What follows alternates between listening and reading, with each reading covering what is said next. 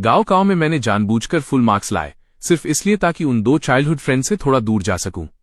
Exam hall से बाहर निकलते ही उन्होंने मुझे याद दिलाया कि फर्स्ट प्रेफरेंस में हुआ यूनिवर्सिटी भरना मत भूलना।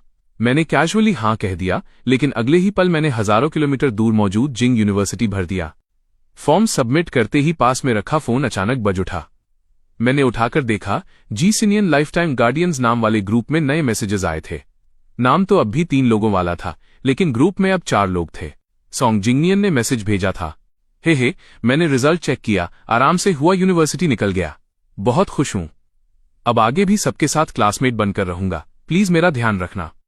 लेकिन मैसेज के आखिर में उसने सिर्फ सू मेंग्याओ और क्यून हेयुए को ऐड किया था। सू मेंग्याओ ने इंस्टेंटली रिप्लाई किया, तुम्हें जब भी जरूरत होगी मैं सबसे पहले तुम्हारे पास पहुंचूंगी। किन हेयुए ने भी लिखा, सेम हियर, कॉलेज के फर्स्ट डे पूरा कैंपस जान जाएगा कि तुम इस यंग लेडी के प्रोटेक्शन में हो। उसके बाद तीनों मिलकर सॉन्ग जिंगनियन के लिए सेलिब्रेशन पार्टी की प्लानिंग करने लगे। पूरी चैट में मैंने एक भी मैसेज नहीं भेजा और किसी ने मुझे नोटिस तक नहीं किया। फोन की स्क्रीन पर चमकता हुआ वो ग्रुप नेम अब मेरा मजाक उड़ाता हुआ लग रहा था। मैं, सू मेंग्याओ और क्वीन हेयुए बचपन से साथ बड़े हुए थे। जब हम पहली बार मिले थे तभी दोनों मुझसे ऐसे चिपक गई थी जैसे एक पल भी दूर नहीं रहना चाहती हो। मेरे 17th बर्थडे पर दोनों ने एक साथ मुझे कन्फेस कर दिया। मैं किसी एक को चूज नहीं कर पा रहा था और ऑनेस्टली अर्ली रिलेशनशिप भी नहीं चाहता था। मैं अभी मना करने ही वाला था कि दोनों ने जल्दी से मेरा हाथ पकड़ लिया। हमें थोड़ा टाइम दे दो, यूनिवर्सिटी के पहले दिन तुम अपना आंसर देना। उनकी आवाज ऑलमोस्ट प्लीडिंग जैसी थी।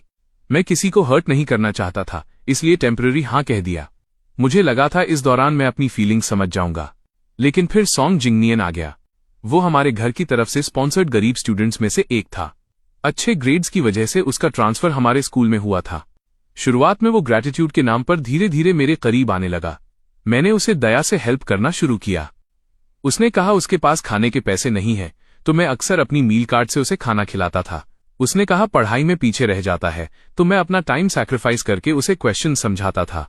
उसने कहा उसका कोई दोस्त नहीं है, तो मैं उसे सू मेंग्याओ और क्यून हेयुए से मिलवाकर अपने सर्कल में ले आया। लेकिन मुझे क्या पता था कि सिर्फ 3 महीनों में वो धीरे धीरे मेरी जगह ले लेगा। जब मैंने ग्रुप में 4 लोग हुआ यूनिवर्सिटी जाएंगे वाली बात देखी तो बस ठंडी हंसी आ गई। मैंने फोन रख दिया और घर में मौजूद सू मेंग्याओ और क्वीन हेयुए से जुड़ी सारी चीजें निकालकर फेंकनी शुरू कर दी। कुछ ही देर में पूरा एक बड़ा कार्टन भर गया। जब मैं वो सामान नीचे गार्बेज एरिया में फेंकने गया, तभी सामने से पार्टी से लौटती हुई सू मेंग्याओ और किन हेयुए दिख गईं। उनकी नजर सीधा उस सफेद वेल पर पड़ी। बचपन में हम घर घर खेलते थे। दोनों हमेशा मेरी ब्राइड बनना चाहती थीं और उसी बात पर लड़ पड़ती थीं। आखिर में मैंने दोनों के दिए हुए वेल रख लिए थे, तब जाकर मामला शांत हुआ था। लेकिन तब भी उन्होंने कहा था, जब फ्यूचर में शादी होगी तो दूसरे वाले का वेल फेंकना पड़ेगा। मैंने उस समय इनोसेंट होकर पूछा था, तुम दोनों को कैसे पता कि मैं बड़ा होकर तुम दोनों में से किसी एक से ही शादी करूंगा? दोनों तुरंत नाराज हो गई थीं और इंसिस्ट करने लगी कि मुझे उनमें से किसी एक को चुनना ही पड़ेगा। लेकिन आज मैंने सिर्फ वेल ही नहीं, उनसे जुड़ी हर चीज फेंक दी थी। दोनों घबराकर तुरंत मेरी तरफ दौड़ी। क्यून हेयुए ने मेरा हाथ पकड़ लिया। तुम हमारे दिए हुए गिफ्ट्स क्यों फेंक रहे हो? क्या अभी भी उस बात से नाराज हो? हाँ, हमने तुम्हारे घर का पासवर्ड जी नियन को बताया था, लेकिन वो तुम्हारा दोस्त ही तो है। हमें लगा इसमें क्या प्रॉब्लम है। उसने अगर तुम्हारी चीजें यूज भी की तो हमने पैसे ट्रांसफर कर दिए थे ना? तुमने वो पैसे ले भी लिए थे। नॉर्मली हमेशा काम रहने वाली सू मेंग्याओ की आवाज भी हल्का कांप रही थी। सिनियन, इतनी सी बात पर इतना एंग्री होना ठीक है, लेकिन सब कुछ फेंक देना? इतना एक्सट्रीम होने की क्या जरूरत थी? मैंने उनकी तरफ देखा। मेरे लिए उनका ट्रस्ट तोड़ना छोटी बात था, लेकिन मेरा उनका सामान फेंकना उन्हें अनबेरेबल लग रहा था। अगर मैं उन्हें बता दूं कि मैंने सीक्रेटली अपनी यूनिवर्सिटी प्रेफरेंस बदल दी है सिर्फ हमेशा के लिए उनसे दूर जाने के लिए, तो शायद वो सच में पागल हो जाएंगी। मैंने फ्लैट टोन में कहा, मैं नाराज नहीं हूं, बस इन चीजों में सीलन लग गई थी इसलिए फेंक दिया। दोनों ने ध्यान से मेरी आंखों में देखा। सच में नाराज नहीं हो? मैंने सिर हिला दिया। नहीं, वैसे भी फ्यूचर में हमारा कोई रिलेशन नहीं रहेगा, तो फिर गुस्सा रखने का क्या मतलब? ये सुनते ही दोनों विजिबली रिलैक्स हो गईं। अगर खराब हो गया था तो फेंक देना सही है, बाद में हम तुम्हारे लिए नया खरीद देंगे। मैंने कुछ नहीं कहा, बस हल्का सा हूं बोलकर मुड़ गया। अगले कई दिनों तक सू मेंग्याओ और किन हेयुए मुझसे मिलने नहीं आईं, लेकिन सॉन्ग जिंगनियन के लगातार अपडेट से मुझे सब पता चल रहा था। वे दोनों उसके साथ उसकी ग्रेजुएशन विश लिस्ट पूरी कर रही थीं। पहली बार अम्यूजमेंट पार्क जाना, प्लानिटेरियम देखना, बुक्स में पड़ी हुई ग्रेट वॉल को अपनी आंखों से देखना, वे दोनों हर जगह उसके साथ थीं। मैं हर पोस्ट देखता और कभी कभी कैजुअली लाइक भी कर देता। फिर एक दिन मेरी जिंग यूनिवर्सिटी की एडमिशन लेटर आ गई। मैंने अभी उसे रखी था कि डोरबेल बज गई। दरवाजा खोलते ही सामने सू मेंग्याओ और किन हेयुए थीं। सिनियन, हमारी एडमिशन लेटर्स आ गईं। तुम्हारी आई क्या? चलो साथ में लेने चलते हैं, मैंने शांत आवाज में कहा। जरूरत नहीं, मेरी ऑलरेडी आ चुकी है। इतना कहकर मैं दूर बंद करने लगा, लेकिन सू मेंग्याओ ने जल्दी से दूर पकड़ लिया। रुको, मैंने रेस्टोरेंट बुक किया है, चलो साथ में डिनर करके सेलिब्रेट करते हैं। नीड नहीं है, कुछ दिनों बाद वैसे भी क्लासमेट्स रियूनियन है, तब मिल लेंगे। मैंने बिना पीछे देखे दरवाजा बंद कर दिया। बाहर खड़ी दोनों एक दूसरे को कंफ्यूज्ड एक्सप्रेशन से देखने लगीं। 3 दिन बाद क्लास रियूनियन था। मैं जैसे ही पहुंचा, कई क्लासमेट्स ने मेरे पीछे झांक कर देखा, फिर डिसअपॉइंटेड होकर बोले, अरे सिनियन, कीन ब्यूटी और सू टॉप स्टूडेंट कहाँ हैं? वो तो हमेशा तुम्हारे पीछे पीछे घूमती थी ना। हाँ, सुना है तुम तीनों हुआ यूनिवर्सिटी में सेलेक्ट हुए हो। फर्स्ट डे तुम्हें उनमें से किसी एक को चूज भी करना है। डिसाइड कर लिया किसे चुनोगे? मैं जवाब देता उससे पहले ही कुछ लोग जो हमेशा मुझे टारगेट करते थे हंस पड़े। चूज? अब उसके पास कोई ऑप्शन बचा भी है? सू मेंग्याओ और किन हेयुए अब सॉन्ग जिंगनियन को ज्यादा पसंद करती हैं। इतना ऑब्वियस होने के बाद भी तुम लोग समझ नहीं रहे? पूरा ग्रुप हंसने लगा। उन्हें लगा था मैं एंग्री हो जाऊंगा, लेकिन मैंने एक नजर तक उनकी तरफ नहीं डाली। उनकी टीजिंग धीरे धीरे और अगली होती गई, लेकिन मैं फिर भी शांत बैठा रहा। तभी प्राइवेट रूम का दूर खुला। सू मेंग्याओ और किन हेयुए दोनों सॉन्ग जिंगनियन के दोनों तरफ खड़ी थीं, जैसे उसे प्रोटेक्ट कर रही हों। वो लोग मुझे देखकर फिर जोर जोर से हंसने लगे। देखो इसे, अब स्कूल ब्यूटी और जीनियस दोनों इसे इग्नोर कर रही हैं, फिर भी एटीट्यूड नहीं गया। एटीट्यूड नहीं भाई, ये तो अबैंडन डॉग लग रहा है। हा हा हा, सच में बिल्कुल स्ट्रे डॉग जैसा दिख रहा है। क्लास मॉनिटर जल्दी से सिचुएशन संभालने लगा। ठीक है, सब लोग बैठो, रीयूनियन शुरू करते हैं। पूरी गैदरिंग के दौरान वे तीनों सॉन्ग जिंगनियन का बेहद ध्यान रख रहे थे। पिछली बातों की वजह से उन्होंने मेरी तरफ एक बार भी नहीं देखा। मैं कॉर्नर में बैठा साइलेंटली फ्रूट प्लेट खाता रहा। मेरे चेहरे पर जरा भी फर्क नहीं था। कुछ देर बाद किसी ने ट्रूथ और डेयर खेलने का सजेशन दिया। मैं पार्टिसिपेट नहीं करना चाहता था, लेकिन जबरदस्ती मुझे भी शामिल कर लिया गया। कुछ राउंड्स बाद मैं हार गया। चलो शिनियन, अब अपना कोई सीक्रेट बताओ, मैंने मन ही मन हल्का सा हंसा। फिर मेरी नजर सू मेंग्याओ और किन हेयुए पर गई और मैंने धीरे से कहा, मेरा सीक्रेट यह है कि यूनिवर्सिटी शुरू होने वाले दिन मैं 2 चीजें हमेशा के लिए फेंक दूंगा। किसी को मेरे वर्ड्स का असली मतलब समझ नहीं आया। बस इतना? ये भी कोई सीक्रेट हुआ? अच्छा चलो, इस बार छोड़ देते हैं, अगली बार प्रॉपर जवाब देना पड़ेगा। मैंने बस सिर हिला दिया, लेकिन बैड लक से अगला राउंड भी मैं ही हार गया। पूरे रूम में फिर शोर मच गया। सिनियन, इस बार ऐसे आसानी से नहीं बचने देंगे। हम इतने लोग हैं तो क्यों ना सीधे सू मेंग्याओ और किन हेयुए से पूछ लिया जाए, आखिर तुम दोनों में से किसे गर्लफ्रेंड बनाना चाहते हो? जैसे ही ये सवाल पूछा गया, पूरा प्राइवेट रूम अचानक शांत हो गया। सब लोग गर्दन बढ़ाकर मेरे जवाब का इंतजार करने लगे। सू मेंग्याओ इतनी नर्वस हो गई कि लगातार कई बार पानी पीने लगी।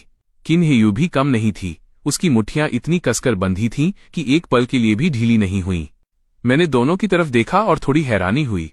अब जबकि उनकी पूरी दुनिया सॉन्ग जिंगनियन के इर्द गिर्द घूम रही थी, फिर भी मेरे जवाब को लेकर इतना नर्वस। मेरे होठों पर हल्की ठंडी हंसी आ गई। दोनों को। मैं अपनी बात पूरी भी नहीं कर पाया था कि अचानक सॉन्ग जिंगनियन जोर से चिल्लाया। सब लोग पलटकर देखने लगे। उसके हाथ से शराब गिर गई थी और पूरा ड्रिंक उसके कपड़ों पर फैल चुका था। सू मेंग्याओ और क्वीन हेयु के एक्सप्रेशंस तुरंत बदल गए। एक ने जल्दी से उसके ऊपर डली जैकेट ठीक की, दूसरी ने तुरंत उसके लिए रास्ता साफ किया और उसे कपड़े बदलने ले गई। गेम बीच में ही रुक गया। अब जब टॉपिक का सेंटर ही चला गया था तो किसी का खेलने का मूड नहीं बचा। कुछ लोग धीरे धीरे बोलने लगे कि अब निकलते हैं, लेकिन क्लास मॉनिटर तुरंत बोला, अरे अभी मत जाओ, टीचर्स ने बहुत सारे फायरवर्क्स खरीदे हैं। सब लोग साथ में रिवरसाइड चलेंगे और फायरवर्क्स जलाकर अपने नए सफर की शुरुआत सेलिब्रेट करेंगे। ये सुनते ही जाने की बात करने वाले लोग भी चुप हो गए। काफी देर बाद सॉन्ग जिंगनियन वापस आया। उसके साथ सू मेंग्याओ और किन हेयुए भी थीं। उसने एक एक्सपेंसिव कस्टम मेड सूट पहना हुआ था जो सू मेंग्याओ ने खरीदा था, और उसके पैरों में लिमिटेड एडिशन शूज थे जो क्वीन हेयुए ने गिफ्ट किए थे, मार्केट में जिनकी कीमत से ज्यादा उनकी रैरिटी फेमस थी। चारों तरफ लोग धीरे धीरे फुसफुसाने लगे। वाह, कितना लकी है, काश हमारे लिए भी कोई इतना करता। सबकी आवाजों में जेलसी और एडमिरेशन साफ सुनाई दे रही थी। लेकिन मैंने बस एक नजर डाली और फिर दूसरी तरफ देखने लगा। थोड़ी देर बाद सब लोग फायरवर्क्स लेकर रिवरसाइड पहुंच गए। रात का आसमान रंग बिरंगी रोशनी से भर गया। हर कोई चुपचाप अपने दिल में विशेस मांग रहा था। लेकिन तभी सॉन्ग जिंगनियन अचानक नदी की तरफ मुंह करके जोर से चिल्लाया, मैं विश करता हूं कि सू मेंग्याओ और चुन हेयुए की सारी विशेस पूरी हों। ये सुनकर हमेशा कोल्ड रहने वाली सू मेंग्याओ की आंखों में भी हल्की नरमी आ गई। किन हेयुए भी धीरे से मुस्कुराई और प्यार से उसका चेहरा छूते हुए बोली, तुम इतने बेवकूफ क्यों हो? कोई अपनी विश छोड़कर दूसरों के लिए विश करता है क्या? सॉन्ग जिंगनियन मुस्कुराकर उनकी तरफ मुड़ा, क्योंकि तुम दोनों मेरे लिए सबसे इंपॉर्टेंट हो। सू मेंग्याओ और किन हेयुए दोनों हल्का सा हंस पड़ी, फिर लगभग एक साथ बोली, तुम भी हमारे सबसे इंपॉर्टेंट इंसान हो। सबसे इंपॉर्टेंट इंसान? उनकी आवाजें सुनकर मुझे लगा जैसे हवा तक जरूरत से ज्यादा मीठी हो गई हो। मैं अब उनके पास एक सेकंड भी नहीं रुकना चाहता था, इसलिए मैं चुपचाप वहां से हटकर दूर एक कोने में चला गया और अकेले फायरवर्क्स देखने लगा। सॉन्ग जिंगनियन ने मुझे नोटिस कर लिया। उसने तुरंत सू मेंग्याओ और क्विन हेयुए की स्लीव्स खींची। सिनियन शायद अपसेट है, उसने एक भी फायरवर्क नहीं जलाया। चलो ना, उसे थोड़ा चीयर अप करते हैं। लेकिन इस बार दोनों अजीब तरह से चुप रहीं। सू मेंग्याओ की आंखें गहरी हो गईं, जैसे उसके पैर जमीन में जड़ पकड़ चुके हों। किन हेयुए ने भी जानबूझकर दूसरी तरफ देख लिया। दोनों में से कोई भी मेरी तरफ नहीं बढ़ा। सॉन्ग जिंगनियन ने हेल्पलेस बनते हुए साय किया। ठीक है, अगर तुम दोनों नहीं जाओगी तो मैं ही जाकर उसे सरप्राइज देता हूं। ये कहकर वो मुस्कुराते हुए फायरवर्क्स का एक बंडल उठाकर मेरी तरफ आने लगा। जब वो मेरे पीछे पहुंचा, उसने चुपके से फायरवर्क्स जला दिए और अगले ही पल उन्हें सीधे मेरे सिर पर फेंक दिया। धड़ाम! एक जोरदार धमाका हुआ।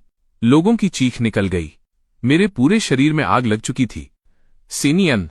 सिनियन! सू मेंग्याओ और क्विन हेयुए दोनों के चेहरे सफेद पड़ गए। वे लगभग पागलों की तरह मेरी तरफ दौड़ीं। जब मेरी आंख खुली तो सामने सिर्फ सफेद सीलिंग दिखाई दे रही थी। नाक में तेज डिसइंफेक्टेंट की स्मेल भर गई। मैंने हल्का सा हिलने की कोशिश की, लेकिन अगले ही पल ऐसा लगा जैसे पूरा शरीर चाकू से काटा जा रहा हो।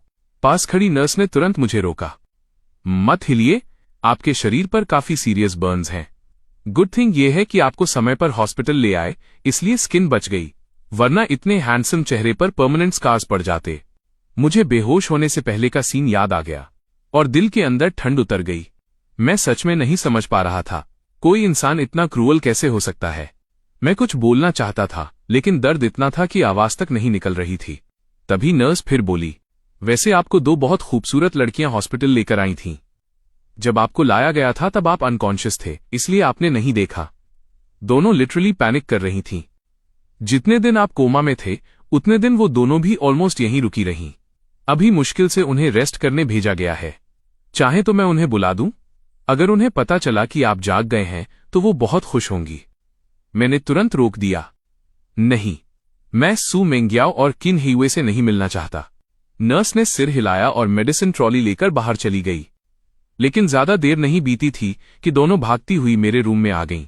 नॉर्मली दोनों को क्लेanलीनेस ऑब्सेशन था, लेकिन आज उनकी आंखों के नीचे डार्क सर्कल्स थे। कपड़े भी कई दिनों से बदले नहीं लग रहे थे। उनकी आंखों में सिर्फ दर्द और गिल्ट था।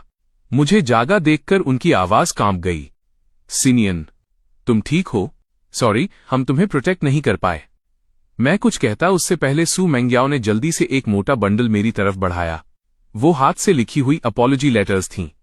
सिनियन, मुझे पता है तुम्हें बहुत दर्द हो रहा है। इस बार गलती सच में सॉन्ग जिंगनियन की थी, लेकिन उसने जानबूझकर नहीं किया। तुम जितने दिन अनकॉन्शियस थे, वो भी उतने दिन गिल्ट में रहा। वो हर समय यही सोचता रहा कि तुमसे माफी कैसे मांगे। प्लीज, उसे फॉरगिव कर दो। उसकी बात सुनते ही मेरी हथेलियां गुस्से से लाल हो गईं। जला मैं हूं और उसके गिल्टी होने की जिम्मेदारी भी मुझे ही उठानी पड़ेगी? सू मेंग्याओ घबरा गई। ना, नहीं, मेरा वो मतलब नहीं था। जिंगनियन बस तुमसे अपॉलॉजी करना चाहता है। मैंने उसकी बात काट दी। अपॉलॉजी चाहिए?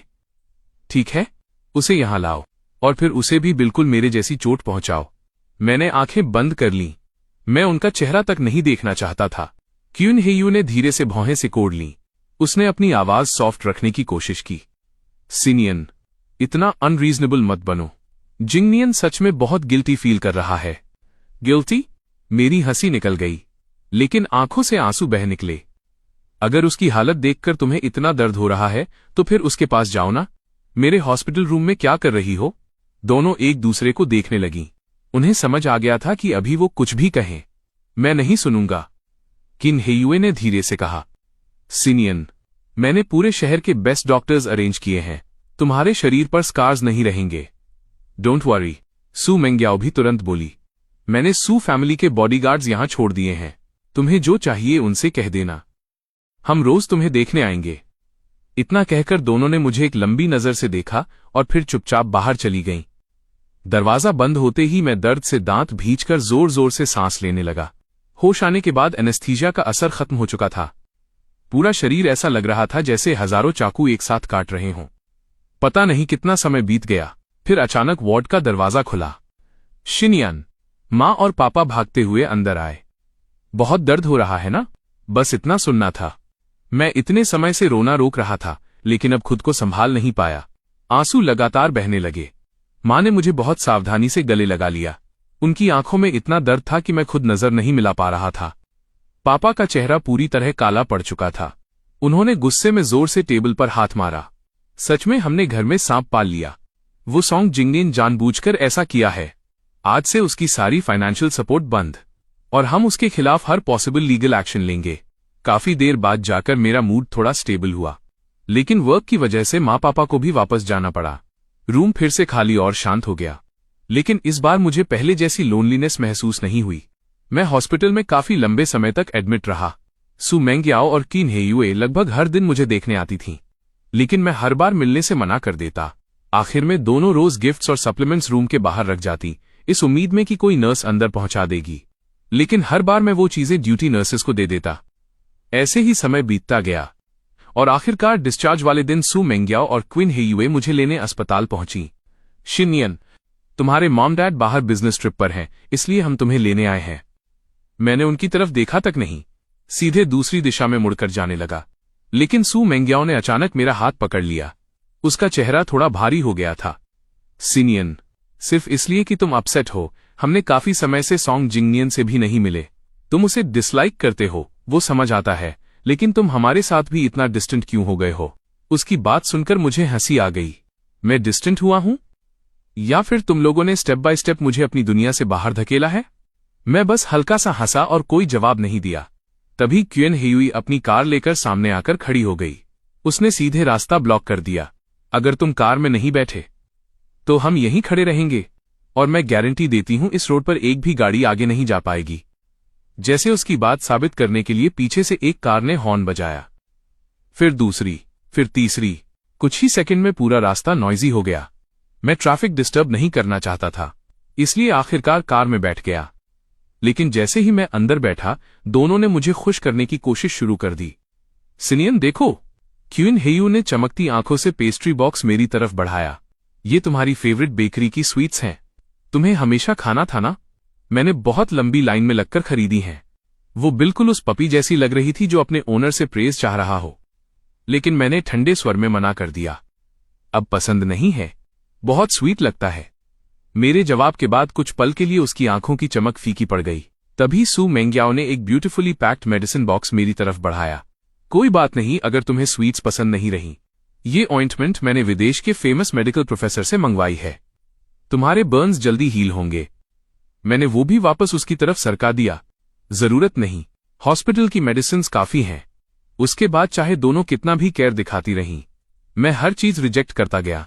तभी अचानक मुझे सीट के बीच कुछ दबा हुआ महसूस हुआ। मैंने निकाल कर देखा, एक फोल्डेड पेपर था। उस पर लिखा था, जिंगनियंस एक्सक्लूसिव राइड। मैं अनायास हंस पड़ा। क्विन हेयुई का चेहरा तुरंत बदल गया। उसने जल्दी से वो पेपर छीना और जोर से फाड़ दिया। सिनियन, गलत मत समझना, पिछली बार मैं गेम हार गई थी, इसलिए पनिशमेंट में। उसकी जल्दबाजी देखकर साफ लग रहा था कि वो डेस्परेटली चाहती थी कि मैं मिसअंडरस्टैंड न करूं, लेकिन मुझे सच में कोई फर्क नहीं पड़ा। मैंने बस हल्की सी मुस्कान के साथ कहा, मुझे क्या? फिर आंखें बंद कर लीं। मेरे इंडिफरेंट रिएक्शन से क्विन हेयुई का एक्सप्रेशन तुरंत बदल गया। कैसे मुझे क्या? क्या तुम्हें याद नहीं? तुमने प्रॉमिस किया था। कॉलेज के फर्स्ट डे तुम्हें हम दोनों में से किसी एक को चूज करना था। सू मेंग्याओ की शांत आंखों में भी हलचल हुई। उसने धीमे स्वर में पूछा। तो डिसाइड कर लिया? मैंने दोनों की तरफ देखा। ये सवाल तुम लोगों को सॉन्ग जिंगनियन से पूछना चाहिए। दोनों के चेहरे इंस्टेंटली बदल गए। क्यों पूछेंगे उससे? हमारा उसके साथ वैसा कोई रिलेशन नहीं है। सिनियन, क्या तुमने कुछ गलत समझ लिया है? लेकिन मैंने फिर से आंखें बंद कर लीं। मैं अब उनकी एक्सप्लेनेशन सुनना नहीं चाहता था। दोनों भी चुप हो गईं। उन्होंने एक दूसरे को देखा। उन्हें महसूस हो रहा था कि मैं बदल चुका हूं। पहले जैसा नहीं रहा। अब मैं सच में उनकी परवाह करना छोड़ रहा था। और यही वो चीज थी जिससे वे सबसे ज्यादा डरती थीं। लेकिन उन्हें समझ नहीं आ रहा था कि कहां से एक्सप्लेन करना शुरू करें। आखिर में दोनों ने खुद को बस यही कहकर शांत किया, कॉलेज शुरू होने के दिन सब ठीक हो जाएगा। घर पहुंचते ही मुझे स्कूल टीचर का कॉल आया। सिनियन, इस बार तुम्हारा रिजल्ट बहुत शानदार रहा। तुम पूरे सिटी टॉपर बने हो। स्कूल चाहता है कि तुम वापस आकर जूनियर्स को स्पीच दो और स्टडी एक्सपीरियंस शेयर करो। मैं कुछ सेकंड के लिए चुप हो गया। अगर मैं स्पीच देने गया तो यूनिवर्सिटी प्रेफरेंस बदलने वाली बात छिपी नहीं रहेगी। लेकिन आखिरकार मैंने हां कह दिया। वैसे भी ये बात एक न एक दिन सबको पता चलनी ही थी। मैं सिर्फ अननेसेसरी ड्रामा अवॉइड करने के लिए इसे छिपा रहा था। लेकिन अब सब तय हो चुका था। वे लोग चाहे जितना पैनिक करें, कुछ बदल नहीं सकता था। और ऑनेस्टली मैं जूनियर्स को कुछ यूजफुल स्टडी टिप्स देना चाहता था। उस दिन के बाद मैंने पूरी सीरियसनेस से अपनी स्पीच प्रिपेयर करनी शुरू कर दी। लेकिन जिस दिन मुझे स्टेज पर जाना था, उससे ठीक पहले सू मेंग्याओ और किन हेयुए ने मुझे रोक लिया। किन हेयुए थोड़ी ऑकवर्ड होकर बोली, सिनियन, इस बार तुम्हें स्टेज पर जाने की जरूरत नहीं है। चलो ना, कहीं बाहर चलते हैं, खाना खाते हैं, या जहां तुम्हारा मन हो। मैंने कंफ्यूजन से पूछा। मतलब? कुछ सेकंड की चुप्पी के बाद सू मेंग्याओ ने जवाब दिया, जिंगनियन अपनी पब्लिक स्पीकिंग इंप्रूव करना चाहता था, इसलिए मैंने डैड से बात करके ये स्पीच चांस उसे दिलवा दिया। वैसे भी सू फैमिली ने स्कूल में कई बिल्डिंग्स इन्वेस्ट की हैं। स्पीकर बदलना डैड के लिए कोई बड़ी बात नहीं थी। उसी समय स्टेज से एक फेमिलियर आवाज सुनाई दी। मैंने ऊपर देखा। सॉन्ग जिंगनियन ऑलरेडी मंच पर खड़ा था। सू मेंग्याओ और क्वीन हेयुए दोनों मेरी तरफ नर्वस होकर देखने लगीं। उन्हें लग रहा था मैं अभी एक्सप्लोड कर जाऊंगा। लेकिन काफी देर तक मैं बस उसे देखता रहा। मेरे चेहरे पर ना गुस्सा था, ना डिसअपॉइंटमेंट। आखिर में मैं बस हल्का सा मुस्कुराया और बिना कुछ बोले वहां से चला गया। कितना अफसोस है, सू मेंग्याओ, चिन हेयुए, तुम दोनों ने आखिरी मौका भी खो दिया। वो आखिरी मौका जब तुम सच जान सकती थीं। कॉलेज शुरू होने वाले दिन मॉम डैड खासतौर पर वापस आए। मां बार बार मेरे सामान की चेकिंग कर रही थीं। शिनियन, सब पैक कर लिया ना? बीदा इतनी दूर है, 3000 किलोमीटर से भी ज्यादा। कोई जरूरी चीज मिस मत करना। मैं हंस पड़ा। माम, मैं बस पढ़ने जा रहा हूं, कोई युद्ध लड़ने नहीं। आप लोग काम पर ध्यान दो। लेकिन मां की आंखें फिर भी लाल हो गईं। तुम अकेले इतने दूर जा रहे हो, हम कैसे टेंशन न लें? योर सिटी में ही हुआ यूनिवर्सिटी थी, फिर भी तुम इतनी दूर जाना चाहते थे। मैंने उन्हें गले लगाया। माम, अभी तो सिर्फ कॉलेज जा रहा हूं और आप रो रही हो। अगर फ्यूचर में विदेश पढ़ने चला गया तो क्या करोगी? बेहोश हो जाओगी? मेरी बात सुनकर मां अचानक कुछ याद करके जल्दी से बैग से एक पेपर निकाल लाई। उस पर एक फोन नंबर लिखा था। सिनियन, दरअसल बचपन में तुम्हारे लिए एक मैरिज अरेंजमेंट तय हुई थी, लेकिन सू मेंग्याओ और क्विन हेयुए हमेशा तुम्हारे आसपास रहती थीं। हमें लगा था तुम उन्हीं में से किसी एक से शादी करोगे, इसलिए कभी ये बात नहीं बताई। लेकिन अब लगता है वो दोनों तुम्हारे लिए सही नहीं है। वो बच्चा भी बेदा में पढ़ता है, सेम यूनिवर्सिटी में। अब वैसे अरेंज मैरिज जैसी चीजें कौन सीरियसली लेता है, लेकिन अगर तुम दोनों की वाइब मिल जाए तो ठीक है। नहीं भी मिली तो कम से कम जरूरत पड़ने पर वो तुम्हारी मदद कर देगा। इतना कहकर मां ने वो पेपर मेरे हाथ में रख दिया। मैं मना करने ही वाला था कि तभी अचानक सू मेंग्याओ और क्वीन हेयू अंदर आ गईं। अंकल आंटी, आप लोग टेंशन मत लीजिए, हम सिनियन का अच्छे से ध्यान रखेंगे। कमरे में मौजूद हर इंसान समझ गया था कि उन्होंने बात गलत समझ ली है। उन्हें लगा पेरेंट्स उन्हीं दोनों की बात कर रहे थे, लेकिन किसी ने सच्चाई नहीं बताई। मैंने शांति से वो पेपर अपनी पॉकेट में रख लिया। मॉम, डोंट वरी, समझ गया। मां ने आंसू पोंछते हुए सिर हिला दिया। डैड की आंखें भी हल्की लाल हो चुकी थीं, लेकिन सू मेंग्याओ और क्वीन हेयुए कुछ समझ नहीं पाईं। वे कंफ्यूज्ड होकर बोली, अंकल आंटी, हुआ यूनिवर्सिटी तो इसी सिटी में है। सिनियन हॉस्टल में रहेगा, लेकिन वीकेंड्स पर घर तो आ ही सकता है। अगर उसे घर की याद आई तो हम रोज उसे वापस ले आएंगे। मॉम डैड ने बस एक लंबी सांस ली, कुछ नहीं कहा। दोनों को अभी भी कोई अजीब बात महसूस नहीं हुई। वे तुरंत मेरे रूम में जाकर लगेज उठाने लगीं, लेकिन अंदर जाते ही दोनों रुक गईं। सू मेंग्याओ ने हैरानी से पूछा, इतने कपड़े क्यों पैक किए हैं? कॉलेज तो इसी सिटी में है ना, कभी भी घर वापस आ सकते हो। मैंने कैजुअली जवाब दिया, मेरे कपड़े ज्यादा हैं, नॉर्मल बात है। किन हेयुए तुरंत हंसकर बोली, एग्जैक्टली, जितना मन हो ले चलो, बाकी बाद में वापस आकर भी ले सकते हैं। सू मेंग्याओ ने कुछ नहीं कहा। उसने चुपचाप एक सूटकेस उठाया। उसके नॉर्मली काम चेहरे पर आज हल्की नर्वसनेस थी। सिनियन, मेरी कार में चलो। कुछ सेकंड हेजिटेट करने के बाद उसने धीरे से कहा, मैंने तुम्हारे लिए कॉलेज में एक सरप्राइज तैयार किया है। लेकिन क्वीन हेयुए ने तुरंत सूटकेस उसके हाथ से खींच लिया। नहीं, मेरी कार में बैठेगा, मैंने भी सरप्राइज तैयार किया है। दोनों फिर से मुझे लेकर आर्ग्यू करने लगीं। तभी अचानक किसी का फोन बजा। कॉल उठते ही दूसरी तरफ से सॉन्ग जिंगनियन की दर्द भरी आवाज आई, मेंग्याओ, हेयू, मेरे साथ रास्ते में एक्सीडेंट हो गया। दोनों के चेहरे एक पल में बदल गए। क्या? तुम ठीक हो? कहां हो अभी? कहीं चोट तो नहीं लगी? फोन के दूसरी तरफ से उसकी कमजोर आवाज आई, मैं ठीक हूं, बस बहुत डर गया हूं। सू मेंग्याओ ने तुरंत फैसला लिया, वहीं रुको, हम अभी आते हैं। किन हेयुए ने भी जल्दी से कहा, घबराओ मत, हम आ रहे हैं। कॉल कटने के बाद दोनों को जैसे अचानक मेरी याद आई, लेकिन उनके बोलने से पहले ही मैंने उन्हें रोक दिया। तुम दोनों को मुझे छोड़ने की जरूरत नहीं, मैं खुद चला जाऊंगा। सू मेंग्याओ कुछ कहना चाहती थी, लेकिन आखिर में सिर्फ इतना बोली, तो स्कूल पहुंचकर हमें मैसेज कर देना, मुझे कॉल करना मत भूलना। सू मेंग्याओ ने जाते जाते आखिरी बार कहा। किन हेयुए भी हिचकिचाते हुए बोली, सिनियन, तुमने प्रॉमिस किया था ना, कॉलेज के फर्स्ट डे हम दोनों में से किसी एक को चूज करोगे, भूलना मत। मैंने बस शांत नजरों से दोनों को देखा, ना सिर हिलाया, ना कोई जवाब दिया। दोनों को अंदर ही अंदर अजीब सा फील हो रहा था। लेकिन तभी क्वीन हेयुए का फोन फिर बज उठा। दूसरी तरफ फिर सॉन्ग जिंगनियन था। कभी कह रहा था उसे डर लग रहा है, कभी बोल रहा था उसके पैर में दर्द हो रहा है। आखिर दोनों को जल्दी में निकलना पड़ा। जाने से पहले भी वे बार बार पीछे मुड़कर मुझे रिमाइंड करती रहीं, कांटेक्ट करना मत भूलना, मैसेज जरूर करना। लेकिन मैंने एक शब्द तक नहीं कहा। आखिरकार दोनों अपनी अपनी कार्स में बैठ गईं और मैं भी अपनी कार में बैठ गया। जैसे ही बैठा, फोन वाइब्रेट हुआ। मैंने खोला, सॉन्ग जिंगनियन का मैसेज था, जी शिनियन, अब समझ आया? बस मेरे एक फोन कॉल पर वो दोनों तुम्हें छोड़कर मेरे पास आ गईं। तुम चाहे उनका बॉयफ्रेंड भी बन जाओ, फिर भी यही होगा। लेकिन अगर तुम फ्यूचर में भी मेरी फाइनेंशियल सपोर्ट जारी रखो, तो शायद मैं उनमें से एक तुम्हें दे दूं। उसका मैसेज पढ़कर मुझे हंसी आ गई। मैंने तुरंत रिप्लाई किया, जरूरत नहीं, ये दोनों अब मुझे नहीं चाहिए। दोनों तुम्हें गिफ्ट कर दिए। सेंड करते ही मैंने बिना हेजिटेशन उसे ब्लॉक कर दिया।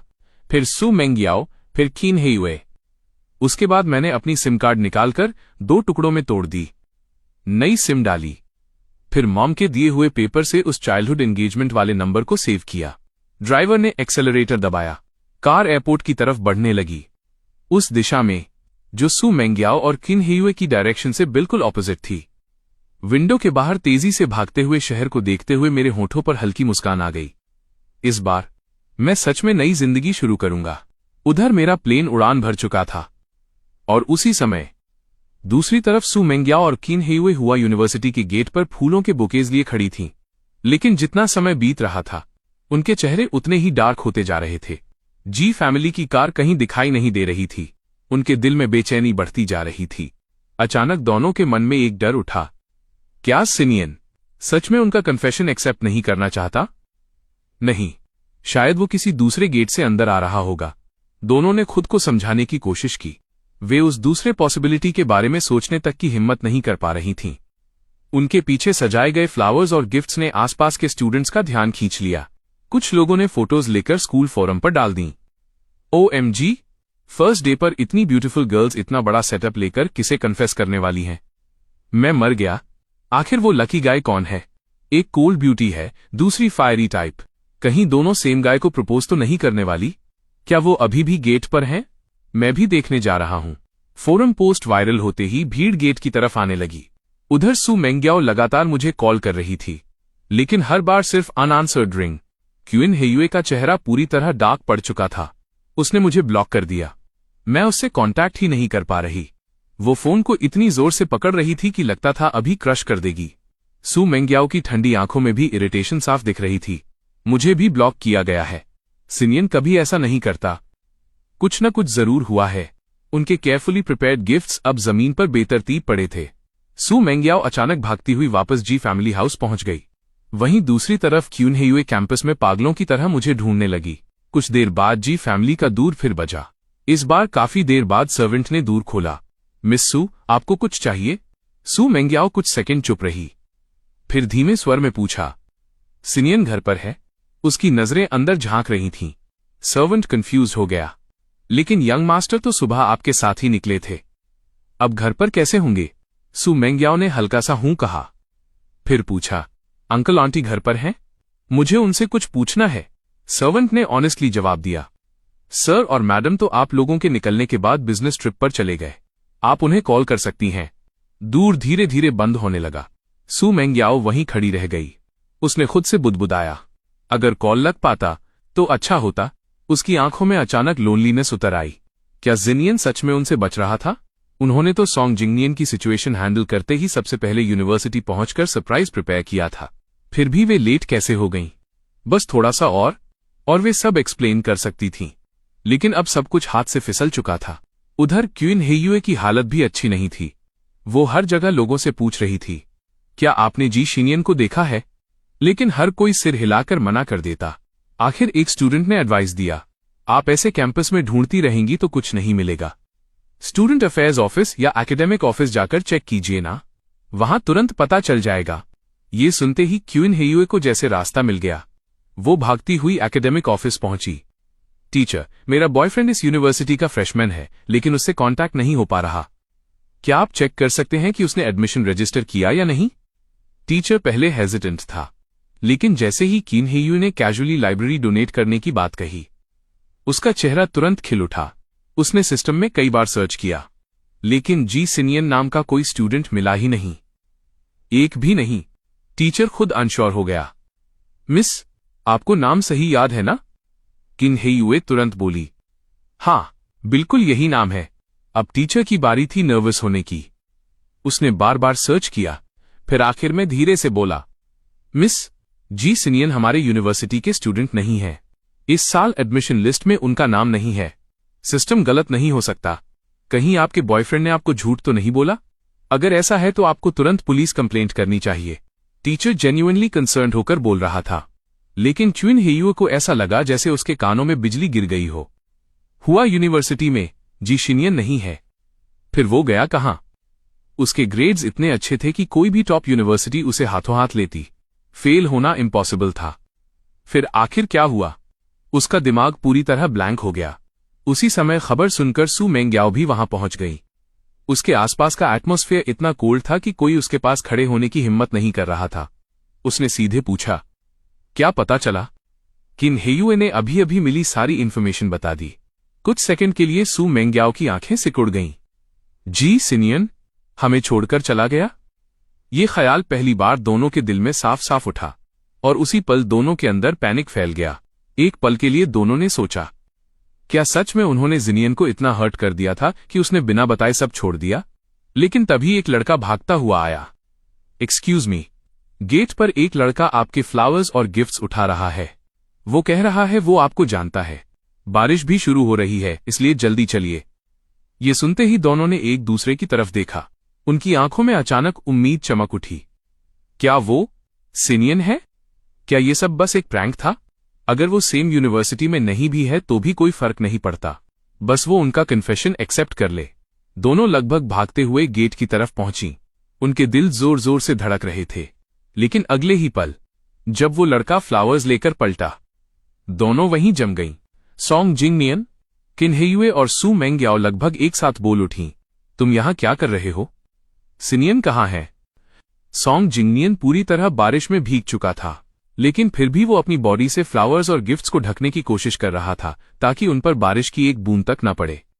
मेंग्याओ, हेयू, तुम लोग आ गईं। मैं तुम्हारे गिफ्ट संभाल कर रख रहा था। सिनियन अभी तक क्यों नहीं आया? मैं बहुत देर से उसका इंतजार कर रहा हूं। उसकी कमजोर कुपोषित बॉडी बारिश और हवा में कांप रही थी, फिर भी उसके चेहरे पर जिद्दी सॉफ्टनेस थी। लेकिन इस बार सू मेंग्याओ और क्वीन हेयुए के पास उसे नोटिस करने का भी मूड नहीं था। क्वीन हेयुए ने बेहद फीकी आवाज में कहा, इन चीजों को संभालने की जरूरत नहीं थी, तुम वापस चले जाओ, सिनियन नहीं आएगा। सू मेंग्याओ की नजर जमीन पर बिखरे फ्लावर्स पर टिक गई। उन्होंने कभी इमेजिन भी नहीं किया था कि आज का दिन इस तरह खत्म होगा। उनकी सारी उम्मीदें जैसे एक पल में टूट गई थीं, और इसलिए अब उनमें सॉन्ग जिंगनियन से पोलाइटली बात करने तक की एनर्जी नहीं बची थी। लेकिन सॉन्ग जिंगनियन अभी भी हार मानने को तैयार नहीं था। उसने गिफ्ट्स को कसकर पकड़ा और मुस्कुराकर उन्हें समझाने लगा, मेंग्याओ, हेयू, इतना डिसअपॉइंटेड मत हो। सिनियन बस अभी कंफ्यूज्ड है, कुछ समय बाद वो जरूर समझ जाएगा। देखो ना, तुम लोगों ने कितने अच्छे गिफ्ट्स तैयार किए हैं, मुझे तो बहुत पसंद आए, सिनियन को भी जरूर पसंद आएंगे। लेकिन उसकी बातें इस बार दोनों के कानों तक पहुंच ही नहीं रही थीं। जो लड़कियां पहले उसके जरा सा भी भीगने पर परेशान हो जाती थीं, आज उसे बारिश में कांपते हुए देखकर भी कंप्लीटली इंडिफरेंट थीं। सू मेंग्याओ ने बेहद शांत लेकिन ठंडी आवाज में कहा, उसे पसंद नहीं आएगा, मैं उसके साथ बचपन से बड़ी हुई हूं, उसके फीलिंग्स मैं तुमसे ज्यादा समझती हूं। उसने यूनिवर्सिटी तक बदल दी, सिर्फ हमसे दूर जाने के लिए, और उसने हमें एक बार भी नहीं बताया। क्वीन हेयुए भी सिर झुकाए खड़ी थी, उसके पूरे शरीर से सैडनेस निकल रही थी। शायद उन्होंने शुरुआत से ही गलत तरीका चुना था। उन्हें लगा था कि अगर वे सॉन्ग जिंगनियन पर ज्यादा ध्यान देंगी तो जिनियन जेलस होगा, फिर वो सॉन्ग जिंगनियन से कम्पीट करेगा और आखिर में डिसाइड करेगा कि उन दोनों में से किसे चूज करना है। लेकिन उन्होंने कभी नहीं सोचा था कि जिनियन दोनों को ही छोड़ देगा। सू मेंग्याओ और क्वीन हेयुए की आंखों में गहरी खालीपन उतर आई। तभी अचानक सॉन्ग जिंगनियन ने दोनों गिफ्ट बॉक्सेस खोल दिए।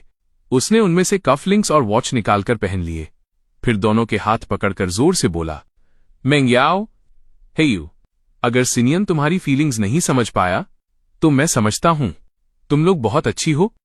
वो देख नहीं पाया, लेकिन मैं देखता हूं। क्या तुम लोग कभी अपने आसपास खड़े इंसान को भी नोटिस करोगी? मैं भी बुरा नहीं हूं। बारिश उसके कपड़ों को पूरी तरह भिगो रही थी, लेकिन वो ऑलमोस्ट कन्फेशन की तरह चिल्ला रहा था। और उसी पल पूरा कैंपस जैसे शांत हो गया। सू मेंग्याओ और क्वीन हेयुए दोनों वहीं जम गईं। क्वीन हेयुए ने ऑकवर्ड होकर होंठ खींचे। सॉन्ग जिंगनियन, तुम मजाक कर रहे हो ना? वॉच उतारो, ये तुम्हारे पहनने की चीज नहीं है। दूसरी तरफ सू मेंग्याओ की नजर सीधे उसके हाथों पर थी। उसकी आंखें इतनी ठंडी थीं जैसे वो उन हाथों को काट देना चाहती हो। किसने कहा तुम्हें ये कफलिंग्स पहनने के लिए? उतारो, ये तुम्हारे लिए नहीं थे। उसने सीधे सॉन्ग जिंगनियन की स्लीव पकड़ ली, इतनी जोर से खींचा कि कपड़ा फट गया। फिर कफलिंग्स निकाल लिए। सॉन्ग जिंगनियन पूरी तरह स्टन रह गया। उसका चेहरा एक पल में सफेद पड़ गया। ऐसा कैसे? उसने ह्यूमिलिएशन छिपाने की कोशिश की, फिर जल्दी जल्दी माफी मांगने लगा। सॉरी, ये चीजें मेरी नहीं थीं, मैंने गलत समझ लिया। मुझे लगा तुम लोग मुझे पसंद करती हो। उसने खुद ही वॉच उतारकर क्वीन हेयू के हाथ में रख दी, फिर खुद पर हंसते हुए बोला, लगता है मैं ही ज्यादा सोच बैठा था। मुझे लगा सिनियन ने तुम्हें रिजेक्ट कर दिया, इसलिए शायद मेरे पास चांस हो। लेकिन आखिर में ये सब सिर्फ मेरी इमेजिनेशन निकली। इतना कहकर वो मुड़ गया। बारिश में उसकी पीठ अकेली लग रही थी, लेकिन इस बार पीछे से कोई उसे रोकने नहीं आया, और यही चीज उसे सच में डरा गई। अब जाकर उसे समझ आया, सू मेंग्याओ और क्वीन हेयुए कभी उसके कंट्रोल में थे ही नहीं। वो सोचता था कि दोनों उससे प्यार करने लगी हैं, लेकिन सच ये था कि उनके दिल में हमेशा सिर्फ जी सिनियन था। यहां तक कि आज जब सिनियन उन्हें छोड़कर चला गया, फिर भी वे उसी के बारे में सोच रही थीं। सॉन्ग जिंगनियन के अंदर जेलसी और हेट्रेड भरने लगी। उसने गुस्से में ट्री ट्रंक पर मुक्का मारा। उसकी नकल से खून निकल आया, लेकिन उसे दर्द तक महसूस नहीं हुआ। उधर सू मेंग्याओ और क्वीन हेयुए बहुत केयरफुली फैमिली हेयरलूम गिफ्ट्स वापस बॉक्सेस में रख रही थीं। उन्होंने कभी सॉन्ग जिंगनियन को रोमांटिकली देखा ही नहीं था। उनके लिए वो बस एक टूल था, एक ऐसा टूल जिसे यूज करके वे सिनियन को जेलस करना चाहती थीं। लेकिन अब सिनियन चला गया था, तो फिर सॉन्ग जिंगनियन के साथ अच्छा बिहेव करने की भी जरूरत नहीं बची थी। और सबसे बड़ी बात, उसकी वजह से सिनियन ने किसी को नहीं चुना। दोनों ने एक दूसरे की तरफ देखा। दोनों की आंखों में रिग्रेट था। अगर उन्होंने वो स्टूपिड एग्रीमेंट ना बनाया होता तो शायद आज तक सिनियन उनका हो चुका होता। कम से कम उन्हें ये तो पता होता कि वो कहां है। अचानक सू मेंग्याओ ने धीरे से कहा, टीचर लियू जानते होंगे। क्वीन हेयुए तुरंत सिर उठाकर बोली, हाँ, वो हमारे हाई स्कूल क्लास टीचर थे। उन्हें जरूर पता होगा कि सिनियन किस यूनिवर्सिटी गया है। दोनों ने तुरंत फोन निकाला। हेलो टीचर लियू, मैं सू मेंग्याओ बोल रही हूं। मैं पूछना चाहती थी, जी सिनियन किस यूनिवर्सिटी गया है? फोन के दूसरी तरफ टीचर लियू कुछ सेकंड के लिए शॉक्ड रह गए। क्या? तुम तीनों तो हमेशा साथ रहते थे, तुम लोगों को नहीं पता? फिर उन्होंने कैजुअली कहा, जी शिनियन तो पेकिंग यूनिवर्सिटी गया है। वैसे हमें भी सरप्राइज हुआ था। इतने अच्छे रिलेशन होने के बावजूद वो तुम दोनों के साथ हुआ यूनिवर्सिटी में नहीं रुका। लेकिन एडमिशन फाइनलाइज हो चुका था, इसलिए हमने ज्यादा नहीं पूछा। क्लास ग्रुप में एडमिशन लिस्ट भी भेजी थी, तुम लोग देख लो। ये सुनते ही क्वीन हेयुए कांपते हाथों से क्लास ग्रुप खोलने लगी। कुछ देर बाद उनकी नजर उस लिस्ट पर टिक गई, जी शिनियन पेकिंग यूनिवर्सिटी। दोनों एकदम चुप हो गईं, उनका दिमाग खाली हो चुका था। शिनियन, जो हमेशा उनके साथ रहने की बात करता था, वो इतनी दूर क्यों चला गया? उसने आखिरी मोमेंट पर फॉर्म क्यों बदल दिया? क्या वो बहुत पहले से ही उनसे दूर जाने की प्लानिंग कर रहा था? लेकिन क्यों? क्या उसने उनसे कभी प्यार नहीं किया? अगर मैं वहां होता तो शायद कहता, प्यार था, बहुत था। लेकिन वो प्यार उन्हीं दोनों ने अपने हाथों से खत्म कर दिया। कोई भी इंसान अपने सबसे करीबी लोगों की बिट्रेयल हमेशा टॉलरेट नहीं कर सकता, चाहे वो फ्रेंडशिप हो या लव। मैंने उन्हें काउंटलेस चांसेस दिए, लेकिन हर बार उन्होंने किसी और को चुना, और आखिर में मैंने हार मान ली।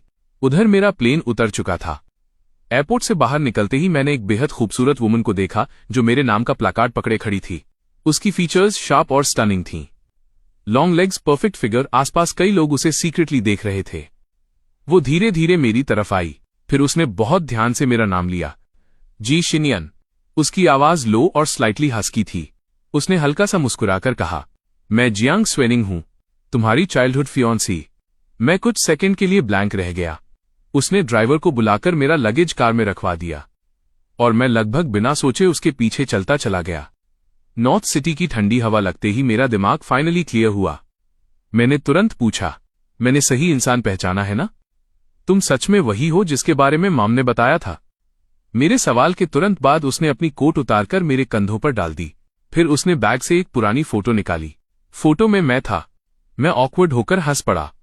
सॉरी, मुझे डाउट नहीं करना चाहिए था। जियांग स्वेनिंग हल्का सा मुस्कुराई। कोई बात नहीं, चलो यूनिवर्सिटी चलते हैं।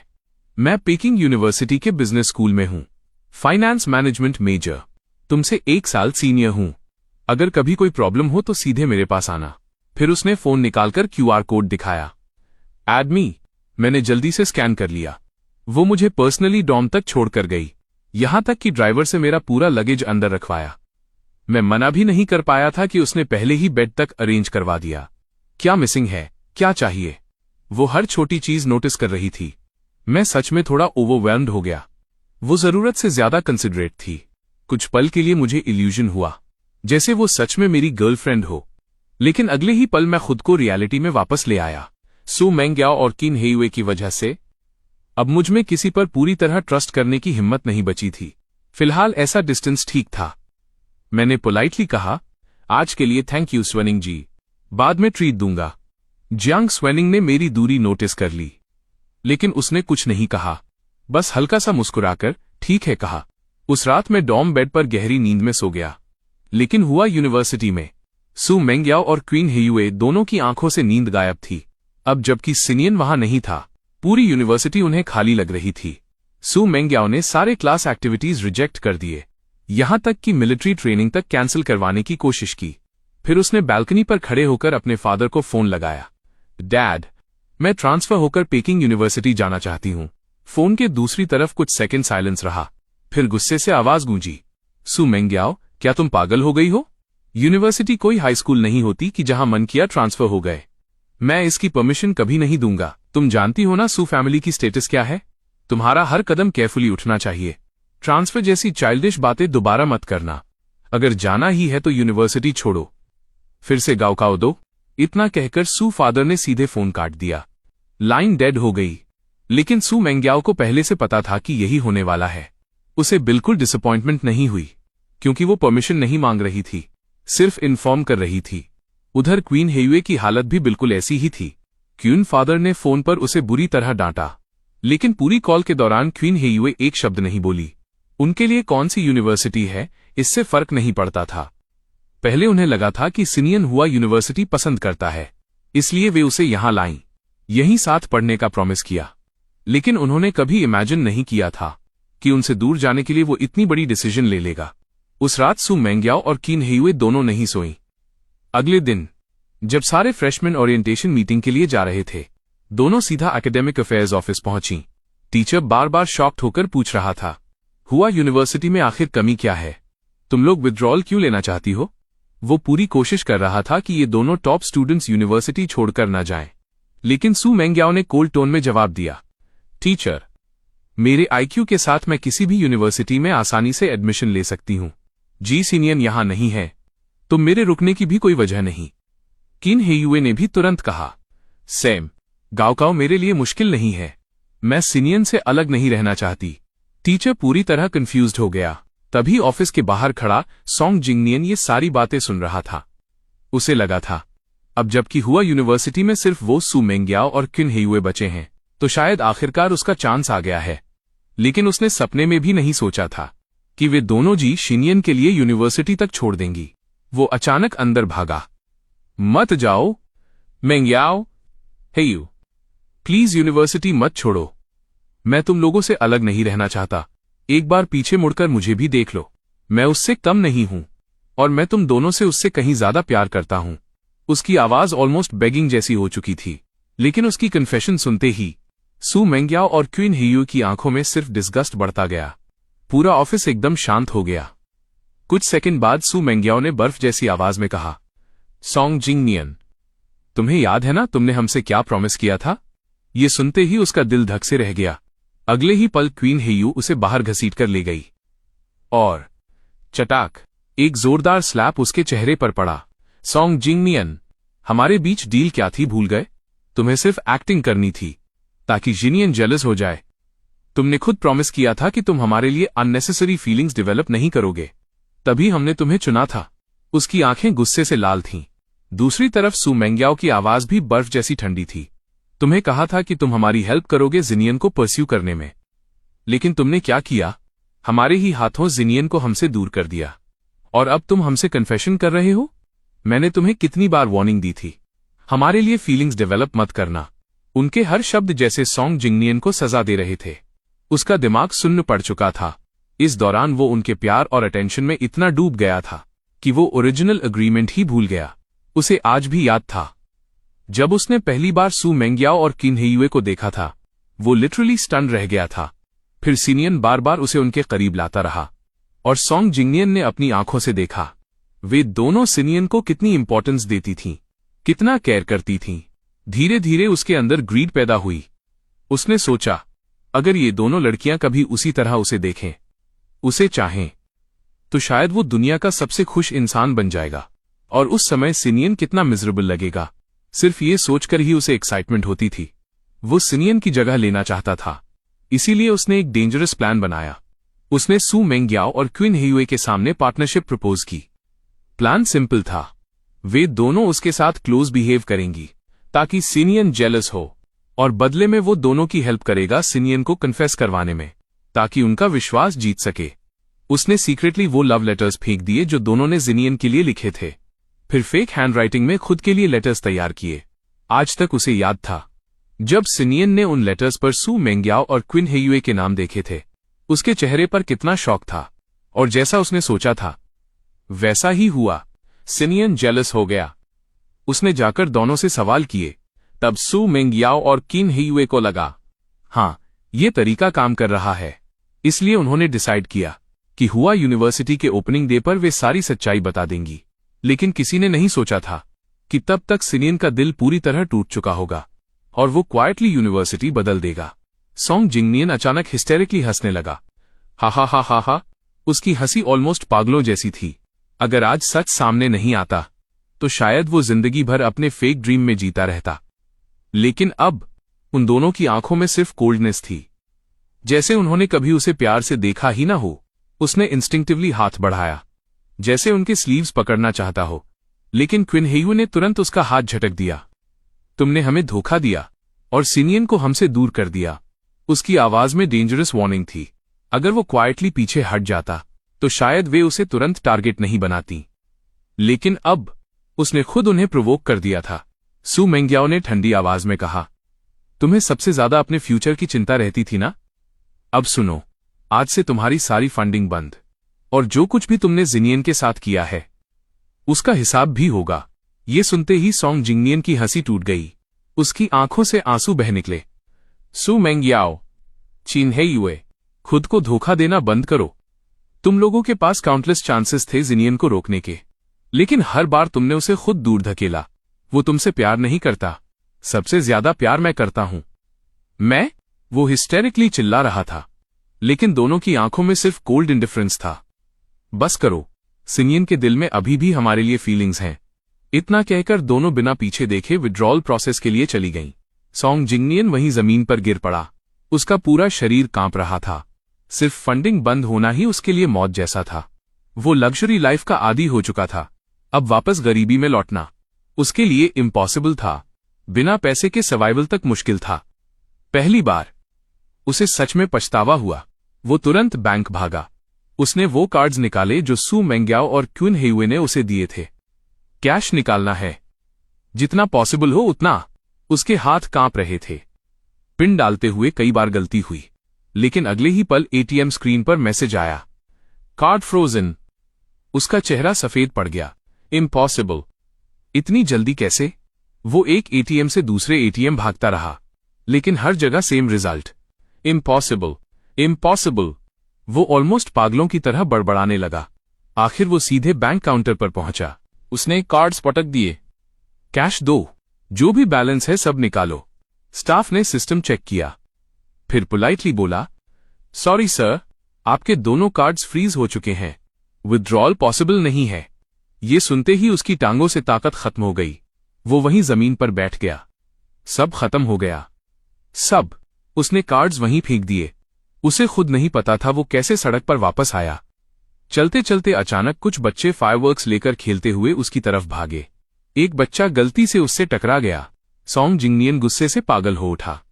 दूर हट, उसने बच्चे को जोर से लात मार दी। बच्चा रोने लगा, फिर उसकी आंखों में गुस्सा भर गया। उसने हाथ में पकड़ा फायरवर्क जलाया और सीधे सॉन्ग जिंगनियन की पीठ पर फेंक दिया। धड़ाम, फायरवर्क फट गया। उसके कपड़ों में आग लग गई, बालों का हिस्सा जल गया। आह, बचाओ! सॉन्ग जिंगनियन दर्द से सड़क पर लौटने लगा, लेकिन बदकिस्मती से वहां न कोई सीसीटीवी था, न आसपास लोग। कुछ दूरी पर अंधेरे में एक रेड लाइट ब्लिंक हुई। ब्लैक सूट पहने बॉडीगार्ड ने ईयरपीस में धीमे से कहा, प्रेसिडेंट जी, काम हो गया। हमने इंश्योर कर दिया है कि सॉन्ग जिंगनियन आसानी से ना बचे। फ्लो टू सीलिंग विंडो के सामने खड़े जी फादर ने दूर नदी की तरफ देखा, फिर बस धीमे से कहा, सॉन्ग जिंगनियन काफी देर तक तड़पता रहा। बड़ी मुश्किल से उसने पीठ पर लगी आग बुझाई, फिर लंगड़ाते हुए अस्पताल की तरफ चल पड़ा। बिना देखे भी उसकी पीठ की जलन बता रही थी कि हालत कितनी बुरी है। दर्द से उसका पूरा शरीर कांप रहा था, माथे पर ठंडा पसीना बह रहा था। कुछ कदम चलते ही उसकी आंखों के आगे अंधेरा छा गया और वो सड़क पर गिरकर बेहोश हो गया। कुछ अच्छे लोगों ने उसे अस्पताल पहुंचाया। जब वो दोबारा होश में आया, पूरा शरीर फटा जा रहा था दर्द से। तभी एक नर्स उसके पास आई और बोली, मिस्टर सॉन्ग, आपके फोन में जितने कॉन्टैक्ट्स थे सबको कॉल किया गया, लेकिन कोई रीचेबल नहीं है। सर्जरी और हॉस्पिटलाइजेशन का पेमेंट तुरंत करना होगा, नहीं तो आगे ट्रीटमेंट कंटिन्यू नहीं हो पाएगा। दर्द से कराहते हुए सॉन्ग जिंगनियन ने कांपते हाथों से बार बार सू मेंग्याओ और चिन ह्यूयुए को फोन लगाया। अब उसके पास उनसे मदद मांगने के अलावा कोई रास्ता नहीं था। उसके अपने घर वाले तो उससे पैसे मांग ले, यही बहुत था। इलाज के लिए पैसे देना तो दूर की बात थी। न जाने कितनी कॉल्स के बाद आखिर फोन कनेक्ट हुआ। क्या बात है? फोन के दूसरी तरफ से सू मेंग्याओ की ठंडी आवाज आई, मेंग्याओ, प्लीज मेरी मदद करो। मुझे बच्चों ने फायरवर्क से जला दिया। मैं हॉस्पिटल में हूं, ऑपरेशन के पैसे नहीं हैं। बस इस आखिरी बार मेरी मदद कर दो। पहले जो हुआ वो मेरी गलती थी, लेकिन जी जिंगनियन क्या सोच रहा था वो मेरे कंट्रोल में नहीं था। तुम लोगों ने भी तो देखा था, मेरा तरीका काम कर रहा था। प्लीज। वो टूटती हुई आवाज में बार बार भीख मांगता रहा। कुछ सेकंड की खामोशी के बाद सू मेंग्याओ बोली, तुम्हारी बातें सुनकर मुझे याद आया, तुमने जिंगनियन के साथ कितनी घटिया हरकतें की थीं। लगता है हमने तुम्हारे साथ अभी तक बहुत नरमी बरती थी, तभी तुम आज भी सपने देख रहे हो कि हम तुम्हारी मदद करेंगे।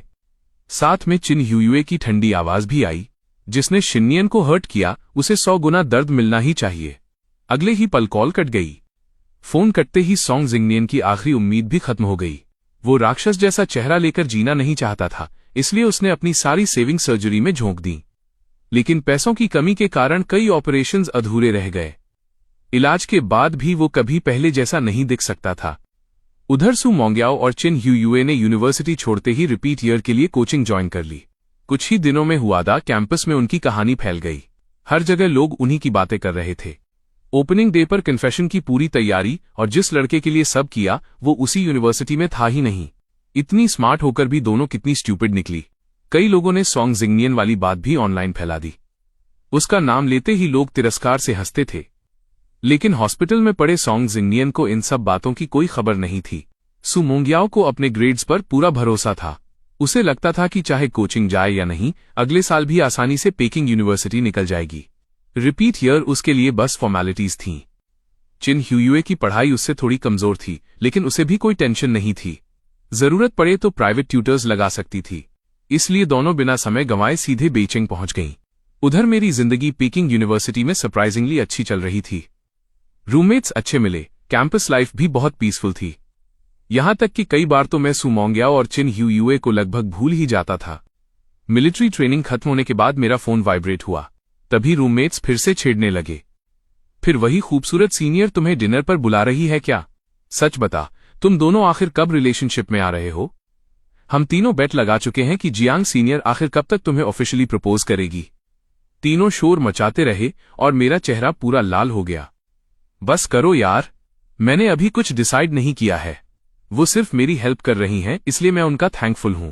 किसी तरह बहाना बनाकर मैं डॉर्मेट्री के नीचे आया, लेकिन वहां जियांग स्वेनिंग दिखाई नहीं दी। मैं इधर उधर देख ही रहा था कि मिलिट्री ट्रेनिंग के दौरान मेरी मदद पाने वाली एक लड़की हाथ में लाल गुलाबों का बुके लेकर मेरे सामने आ खड़ी हुई। जी शिनियन, मुझे तुम अच्छे लगते हो। क्या तुम मेरे बॉयफ्रेंड बनोगे? उसकी आवाज शर्म से कांप रही थी। पीछे खड़े स्टूडेंट्स जोर जोर से चिल्लाने लगे, एक्सेप्ट इट। लेकिन मैंने बिना हिचक साफ मना कर दिया, सॉरी, मैं तुम्हें उस तरह पसंद नहीं करता। लड़की का चेहरा तुरंत उतर गया। वह कुछ और बोलना चाहती थी, तभी पीछे से एक गर्म हथेली मेरे हाथ में आकर लिपट गई। शिनियन ने ऑलरेडी मना कर दिया है। मुझे लगता है अब तुम्हें जाना चाहिए। मैंने मुड़कर देखा। जियांग श्वेनिंग मेरे पीछे खड़ी थी। उसे देखते ही लड़की का चेहरा पूरी तरह फीका पड़ गया। वो तुरंत चली गई और आसपास भीड़ लगाए लोग भी धीरे धीरे हट गए। मैं थोड़ा हैरान होकर बोला, लगता है सब तुमसे डरते हैं। जियांग श्वेनिंग हल्के से मुस्कुराई। ऑफ कोर्स, आखिर मैं टेक्निकली उनकी टीचर भी हूं। मैं और कंफ्यूज्ड हो गया। टीचर? लेकिन तुम तो बस मुझसे 1 साल सीनियर हो ना? वो आराम से बोली, पिछले साल ही मैंने अपनी अंडर ग्रेजुएट स्टडीज खत्म कर ली थीं। अभी मैं पोस्ट ग्रेजुएट रिसर्च कर रही हूं और इस साल से असिस्टेंट इंस्ट्रक्टर के तौर पर कुछ क्लासेस भी ले रही हूं। शायद इसलिए लोग मुझसे डरते हैं। उसकी बात सुनकर मैं लिटरली शॉक्ड रह गया। किसी के लिए भी उसका रिज्यूमे किसी लेजेंड से कम नहीं था, लेकिन वो सब कुछ ऐसे कैजुअली बता रही थी जैसे कोई मामूली बात हो। मैंने हंसकर कहा, लोग तुमसे डरते नहीं होंगे, रिस्पेक्ट करते होंगे। जियांग श्वेनिंग बस मुस्कुरा दी। उसने सच नहीं बताया। असल में पिछले साल कैंपस में ना जाने कितने लड़के लड़कियों ने उसे प्रपोज किया था और उसने हर किसी को इतनी कोल्ड तरीके से रिजेक्ट किया कि आधे लोग डिप्रेशन में चले गए। धीरे धीरे उसकी रेप्यूटेशन ही ऐसी बन गई कि अब कोई उससे सीधे कन्फेशन करने की हिम्मत नहीं करता था। वो मुझे एक प्राइवेट रेस्टोरेंट ले जा रही थी कि तभी रास्ते में 2 ऐसे लोग मिल गए जिन्हें मैं जिंदगी में दोबारा नहीं देखना चाहता था। ये कौन है? सू मोंग्याओ और चिन ह्यूयुए ने लगभग एक साथ पूछा। दोनों की नजरों में एक साथ जेलसी और अलर्टनेस चमक उठी। पहले जो कुछ हुआ, मैं तुम्हें सब एक्सप्लेन कर सकती हूं। फोटो में सॉन्ग जिंगनियन कई जगह बैंडेज में लिपटा हुआ था। उसके शरीर पर खुले हुए घाव इतने डरावने थे कि कोई भी देखकर सहम जाए, लेकिन मुझे उससे कोई फर्क नहीं पड़ा। मैंने ठंडी आवाज में कहा, तो तुम लोग उसके लिए माफी मांगने आए हो? उसकी जरूरत नहीं है। मुझे नहीं लगा कि अब कोई एक्सप्लेनेशन बचा है। मैंने सीधे जियांग स्वेनिंग का हाथ पकड़ा और जाने का इशारा किया। तभी क्वीन हेयुए ने जल्दी से मेरा दूसरा हाथ पकड़ लिया। नहीं, हम सॉन्ग जिंगनियन के लिए माफी मांगने नहीं आए। उसकी ये हालत उसी की वजह से हुई है। पहले हमें उसी ने धोखा दिया था, इसलिए हम तुम्हारे साथ इतने कोल्ड हो गए थे और उसी का साथ देते रहे। किन हेयुए और सू मेंग्याओ बारी बारी से पिछले दिनों की सारी बातें समझाने लगी, लेकिन उनकी बातों से मेरे दिल में जरा भी इमोशन नहीं आया। मुझे बस सब कुछ बेहद रिडिकुलस लगा। मैं हंस पड़ा। बस यही एक्सप्लेनेशन है तुम्हारी? कितना फनी है। मान लो तुम जो कह रही हो वो सब सच भी हो, लेकिन जो दर्द मुझे मिला वो भी तो सच था। मैं तुम्हें माफ नहीं कर सकता। मैं उन्हें बचपन से जानता था, हम साथ बड़े हुए थे, इसलिए मैं समझ सकता था कि वे झूठ नहीं बोल रहीं। लेकिन शायद यही बात सबसे ज्यादा डिस्गस्टिंग थी। वे हर वक्त कहते रहे कि वे मुझसे प्यार करते हैं, और उसी प्यार के नाम पर पूरे 1 साल मुझे हर्ट करते रहे। कितनी मजाक की बात थी। मैं हंसते हंसते आंखों के किनारे आ गए आंसू पोंछने लगा। मुझे अपने पुराने सच्चे प्यार पर तरस आ रहा था। तभी जियांग स्वेनिंग ने धीरे से मेरा हाथ दबाया। उसकी आवाज शांत थी, लेकिन शब्द बेहद साफ। सू मेंग्याओ, चिन्हिए मैच्योर लोग जिस इंसान से प्यार करते हैं उसे हर्ट नहीं करते। अगर तुम सच में जिनियन से प्यार करती तो उसके साथ ऐसा कभी नहीं करती। वो कुछ सेकंड रुकी, फिर हल्की मुस्कान के साथ बोली, वैसे अपना इंट्रोडक्शन दे दूं, मैं सिनियन की फियांसी हूं। 1 सेकंड के लिए पूरा माहौल फ्रीज हो गया। सू मेंग्याओ और क्वीन हेयुए दोनों वहीं जड़ हो गईं, जैसे उन्होंने कुछ इम्पॉसिबल सुन लिया हो। सू मेंग्याओ की आंखों में इमोशंस पूरी तरह टूट गए। उसने दांत भींचते हुए कहा, सिनियन, तुम खुद बोलो। बस तुम कह दो कि ये झूठ है, मैं मान लूंगी। मैं खुद भी थोड़ा सरप्राइज था। मैंने जियांग स्वेनिंग की तरफ देखा। उसने बस मुझे एक काम लुक दिया। मैं तुरंत समझ गया। अगले ही पल मैंने उसे अपनी बाहों में खींच लिया। हमारी उंगलियां नेचुरली एक दूसरे में उलझ गईं। मैंने उनकी तरफ देखकर कहा, क्या हम इतने ऑब्वियस नहीं हैं? हमारे पेरेंट्स ने बचपन में ही एंगेजमेंट फिक्स कर दी थी। अब वो ऑफिशियली मेरी फियांसी है। क्वीन हेयुए की आंखें तुरंत लाल हो गईं। नहीं, ऐसा नहीं हो सकता। सिनियन प्लीज, चाइल्डहुड एंगेजमेंट कोई रियल चीज नहीं होती। तुम बस हमें जेलस करने के लिए ये कर रहे हो। वो पागलों की तरह हमारे जुड़े हुए हाथ अलग करने लगी। उधर सू मेंग्याओ भी भारी चेहरे के साथ पास आ गई। ये जोक बिल्कुल फनी नहीं है। हमसे गलती हुई। तुम जो पनिशमेंट देना चाहो दे दो, लेकिन ऐसा मत करो। हम तुम्हारे बिना नहीं रह सकते। उन दोनों की हालत देखकर मेरा चेहरा बदल गया। मैं सबकॉन्शियसली जियांग स्वेनिंग से बोला, तुम पहले निकल जाओ। मेरी आंखों में साफ कॉशन देखकर दोनों कुछ सेकंड के लिए टूट गईं। लेकिन जियांग स्वेनिंग मेरे सामने आकर खड़ी हो गई। उसने बस एक फोन कॉल किया। 1 मिनट भी नहीं बीता था कि कई बॉडीगार्ड्स वहां पहुंच गए। उन्होंने सू मेंग्याओ और किन हेयुए को फोर्सफुली पीछे हटाया, लेकिन सू मेंग्याओ फिर भी स्ट्रगल करती हुई मेरे पास आ गई। उसने मेरा हाथ कसकर पकड़ लिया। मेरे साथ चलो, यह जगह छोड़ दो, हम घर चलते हैं। हमने तुम्हारे लिए कॉलेज छोड़ दिया। अगर तुम्हें पेकिंग यूनिवर्सिटी पसंद है तो हम भी यहां आ जाएंगे, लेकिन तुम उसके साथ नहीं रह सकते। उसकी आवाज इतनी ठंडी थी कि सुनकर सहरन हो जाए। किन हेयू भी मेरी तरफ भागना चाहती थी, लेकिन बॉडीगार्ड्स ने उसे कसकर पकड़ रखा था। उसकी आंखें बस मुझ पर टिकी थीं, जैसे मैं ही उसकी पूरी दुनिया हूं। लेकिन मैं जानता था ऐसा नहीं था। मुझे उनका ऐसा प्यार नहीं चाहिए था। मैंने उसका हाथ झटक दिया। छोड़ो मुझे, मैं तुम्हारे साथ नहीं जाऊंगा।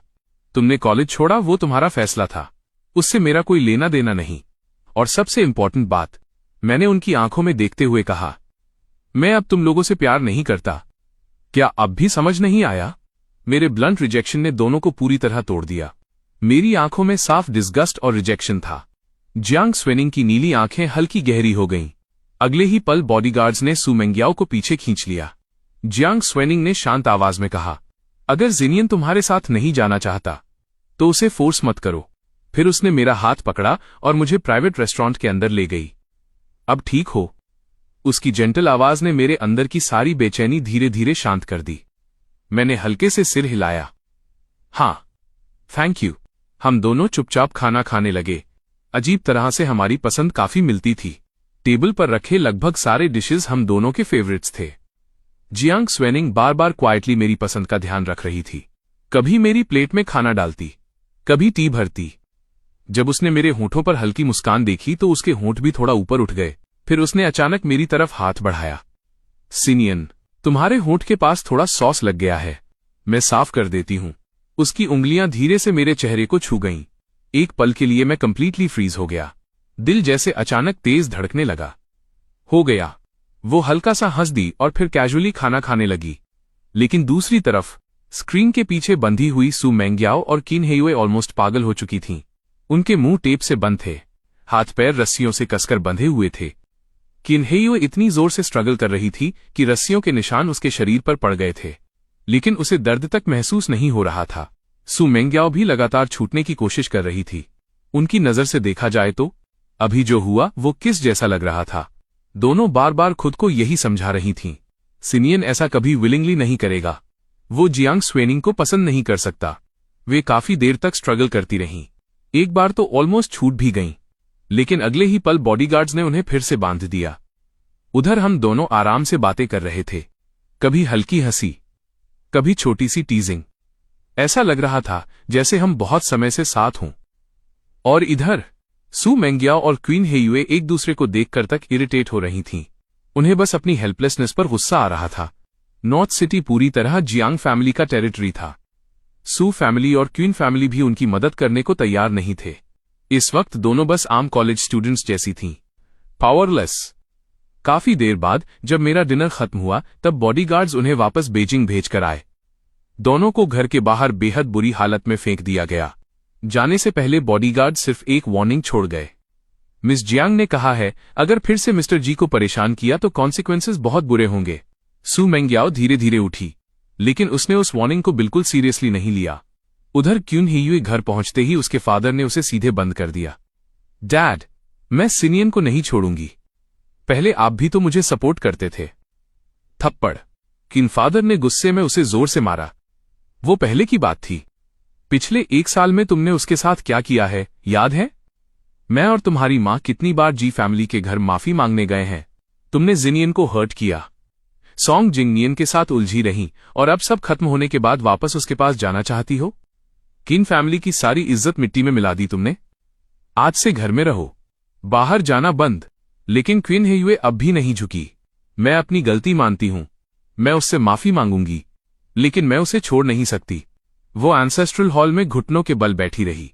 किन फादर गुस्से में बाहर निकल गए। जब तक ये जिद नहीं छोड़ती, इसे खाना पानी मत देना। पता नहीं कितना वक्त बीत गया। क्वीन हेयू लगभग बेहोश होने वाली थी कि तभी दीवार के कोने से एक ईंट हिली। उसकी आंखों में अचानक उम्मीद चमकी। ईंट हटाते ही दूसरी तरफ सु मेंग्याओ थी। चलोगी? किन हेयुए ने बिना हेजिटेशन सिर हिलाया। सु मेंग्याओ की मदद से वो वहां से भाग निकली। सु फैमिली का घर खाली था, लेकिन फ्लोर पर ढेर सारी चीजें फैली हुई थीं। हर चीज उनकी पुरानी यादों से जुड़ी थी। बचपन के बिल्डिंग ब्लॉक्स, पुरानी डायरीज, छोटे गिफ्ट्स। एक डायरी में लिखा था, सिनियन हमेशा सॉफ्ट हार्टेड रहा है, वो हमें जरूर माफ कर देगा, हमने बस गलत तरीका चुना था। सु मेंग्याओ उन चीजों को देखते हुए ऑलमोस्ट ऑब्सेस्ड लग रही थी। काफी देर बाद क्वीन हेयुए ने मुश्किल से कहा, हम साथ काम करें? अगर ये पहले होता तो दोनों कभी ऐसा नहीं कहती। वे हमेशा राइवल्स थीं, लेकिन अब उनका कॉमन एनिमी था जियांग स्वेनिंग, और मुझे वापस पाने के लिए उन्हें साथ आना ही पड़ेगा। सु मेंग्याओ ने उसकी तरफ देखा और धीरे से सिर हिलाया। अगले 3 दिनों तक दोनों ने हमारी सारी पुरानी यादें इकट्ठा कीं। जब कई बॉक्सेस भर गए तो दोनों अचानक चुप हो गईं। उन्हें वही दिन याद आया जब मैंने उनके दिए वेल और डॉल कूड़ेदान में फेंक दिए थे। क्या वो सच में खराब हो गए थे? अगर ये सब इतने साल तक ठीक हैं, तो उसके गिफ्ट्स कैसे खराब हो सकते हैं? उनके दिमाग में पिछले 2 महीनों की सारी बातें घूमने लगीं। असल जवाब उनके दिल में था, लेकिन दोनों उसे मानना नहीं चाहती थीं। वे खुद को यही समझाती रहीं, सिनियन हमें पूरी तरह भूल नहीं सकता। कुछ दिन बाद दोनों फिर सीक्रेटली नॉर्थ सिटी पहुंच गईं। लाइब्रेरी में जियांग स्वेनिंग का एक प्राइवेट स्टडी रूम था। मैं और वो आमने सामने बैठकर पढ़ाई कर रहे थे। कभी थियोरीज डिस्कस करते, कभी नोट्स कंपेयर करते। उसकी लर्निंग एबिलिटी ऑनेस्टली टेरिफाइंग थी। बुक्स में जो चीजें नहीं लिखी होती, टीचर्स जो प्रॉपर्ली नहीं समझा पाते, वो सब उसे पता था। मैं लगभग हर दिन उसके पास पढ़ने आने लगा, और जियांग स्वेनिंग भी पहली बार किसी ऐसे इंसान से मिली थी जो उसकी सोच के साथ पेस मैच कर सकता था। इसलिए वो मुझे बिना कुछ छुपाए सब सिखा रही थी। मैं तो हर वक्त जियांग स्वेनिंग के पीछे पीछे घूमकर उससे सीखना चाहता था, और जियांग स्वेनिंग भी पहली बार किसी ऐसे इंसान से मिली थी जो उसकी सोच की स्पीड पकड़ सकता था। इसलिए वो मुझे बिना कुछ छुपाए सब सिखा रही थी। लेकिन ये सब सु मेंग्याओ और क्वीन हेयुए की नजर में ऐसा था जैसे कोई उनकी सबसे कीमती चीज उनसे छीन रहा हो। दोनों जेलसी से लगभग पागल हो चुकी थीं। उन्होंने लाइब्रेरी के बाहर फ्लावर्स से बना एक जायंट ब्लॉक कासल तैयार करवाया। उस कासल के अंदर काउंटलेस गिफ्ट बॉक्सेस रखे थे, जिनमें हमारी बचपन से लेकर अब तक की सारी मेमोरीज भरी हुई थीं। चारों तरफ कैंडल्स जल रही थीं। उनकी रोशनी पूरे सीन को किसी फेरी टेल प्रपोजल जैसा बोना रही थी। सू मेंग्याओ और किन हेयुए दोनों स्पेशली तैयार होकर आई थीं। लोग लगातार उन्हें देखकर रुक रहे थे। दोनों हाथों में फ्लावर्स लिए नर्वस होकर मेरा इंतजार कर रही थीं। लेकिन काफी देर बीत गई। कई क्लासमेट्स ऊपर मुझे बुलाने भी आए, फिर भी मैं नीचे नहीं उतरा। आखिर क्यून हेयुए खुद को रोक नहीं पाई। उसने ऊपर की तरफ देखकर जोर से चिल्लाया, जी शिनियन, मैं अपना प्रॉमिस पूरा करने आई हूं। पिछली बार तुम मेरा कन्फेशन नहीं सुन पाए थे, लेकिन इस बार मिस मत करना। उसकी आवाज सुनते ही आसपास के स्टूडेंट्स एक्साइटमेंट में देखने लगे। तभी सू मेंग्याओ भी आगे बढ़ी। सिनियन, तुमने कहा था कि तुम हम दोनों में से किसी एक को चुनोगे। अब चूज करने का टाइम आ गया है। लेकिन ऊपर खड़ा मैं ये सब देखकर जरा भी इमोशनल नहीं हुआ। मैंने सीधे पुलिस को कॉल कर दिया। रीजन फायर हैजर्ड और पब्लिक डिस्टर्बेंस। उधर जियांग स्वेनिंग ने स्कूल मैनेजमेंट को बुला लिया। साथ में एक वाटर ट्रक भी आ गया। मैं धीरे धीरे नीचे उतरा और उनके सामने जाकर खड़ा हो गया। याद है रियूनियन वाली रात का ट्रूथ और डेयर? मैंने कहा था ओपनिंग डे पर मैं 2 चीजें फेंक दूंगा। मैंने उनकी आंखों में देखते हुए कहा, वो 2 चीजें तुम दोनों थीं। कितनी भी बार मौका मिले मैं तुम में से किसी को नहीं चुनूंगा। मेरे इतना कहते ही वाटर ट्रक ने तेज पानी छोड़ा। एक ही पल में सारी कैंडल्स बुझ गईं। सू मेंग्याओ और क्वीन हेयुए पूरी तरह भीग गईं। अभी जो ड्रीमी कन्फेशन सीन था वो अचानक डिजास्टर बन गया। फ्लावर्स बिखर गए, गिफ्ट बॉक्सेस भीग गए, अंदर रखी सारी यादें पानी में खराब होने लगीं। सू मेंग्याओ के बालों से लगातार पानी टपक रहा था। उसका चेहरा पहले से भी ज्यादा कोल्ड एंड पेल लग रहा था। उसने कांपती आवाज में कहा, शिनियन, आई एम सॉरी। पहले जो हुआ वो हमारी गलती थी, लेकिन क्या तुम मुझे एक और चांस दे सकते हो? मैंने तुम्हें बहुत सालों से प्यार किया है। देखो, ये सारी चीजें उसी का प्रूफ हैं। इतने क्रूअल मत बनो प्लीज। लेकिन मेरे दिल में अब उनके लिए कुछ भी बाकी नहीं था। तभी किन हेयुए जल्दी से बोली, सिनियन, अब मैं ये भी नहीं चाहती कि तुम हम दोनों में से किसी एक को चुनो। बस जियांग स्वेनिंग को छोड़ दो। हम दोनों तुम्हें साथ मिलकर प्यार करेंगे। तुम्हें किसी एक को चूज करने की जरूरत नहीं पड़ेगी। उसकी काली आंखों में ऑलमोस्ट ऑब्सेशन भरा हुआ था। पास खड़े लोग शॉक्ड होकर बातें करने लगे, लेकिन मुझे उनकी बातें सिर्फ अब्सर्ड लग रही थीं। मैंने ठंडी आवाज में कहा, तुम दोनों पागल हो चुकी हो क्या? मेरे दिल में जो फीलिंग्स थीं तुमने खुद उन्हें खत्म किया है। ना मैं तुम्हें माफ करूंगा, ना तुम्हारे साथ वापस जाऊंगा। ये कभी नहीं होगा। मैं बिना हेजिटेशन मुड़ गया। क्यून हेयू का चेहरा एकदम सफेद पड़ गया। इतनी ह्यूमिलिएशन के बाद वो खुद को संभाल नहीं पाई। वह सीधे मेरी तरफ गिर पड़ी, लेकिन मैंने बिना सोचे एक कदम पीछे हटा लिया। धड़ाम, वह जमीन पर गिर गई। मेरी कोल्ड रिएक्शन ने उसका दिल पूरी तरह तोड़ दिया। यहां तक कि सू मेंग्याओ भी कुछ सेकंड के लिए शॉक में रह गई। मैंने आखिरी बार उनकी तरफ देखा। सू मेंग्याओ, चिन हेयुए, अब मुझे ढूंढना बंद कर दो। मैं बहुत पहले ही आगे बढ़ चुका हूं। मेरे लिए तुम बस पुराने जान पहचान वाले लोग हो। शायद मैं किसी और से शादी करूं, लेकिन वो तुम दोनों में से कोई नहीं होगी।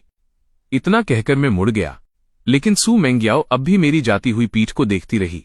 उसकी आंखों में हार थी, लेकिन ऑब्सेशन अब भी बाकी था। तभी कई पुलिस ऑफिसर्स वहां पहुंच गए।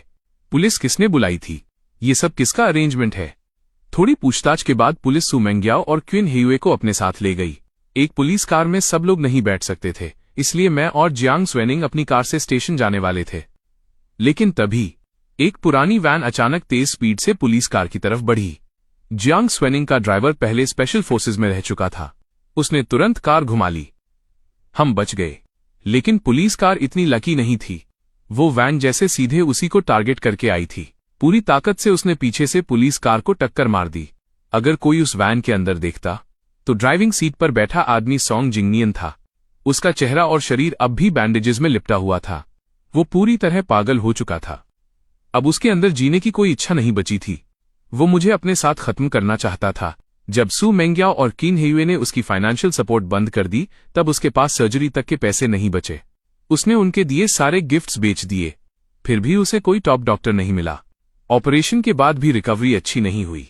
डॉक्टर ने कहा था कि उसे ठीक होने में बहुत समय लगेगा, लेकिन सॉन्ग जिंगनियन अपनी बदसूरत हालत सहन नहीं कर पा रहा था। यूनिवर्सिटी लौटने के बाद उसे लगता था कि हर कोई उसे घिन और तिरस्कार से देख रहा है। फिर उसकी लगातार एब्सेंस की वजह से स्कूल ने वार्निंग दी। आखिरकार उसे एक्सपेल कर दिया गया। उसके पास अब कुछ नहीं बचा था। तो फिर जी शीनियन के पास सब कुछ क्यों हो?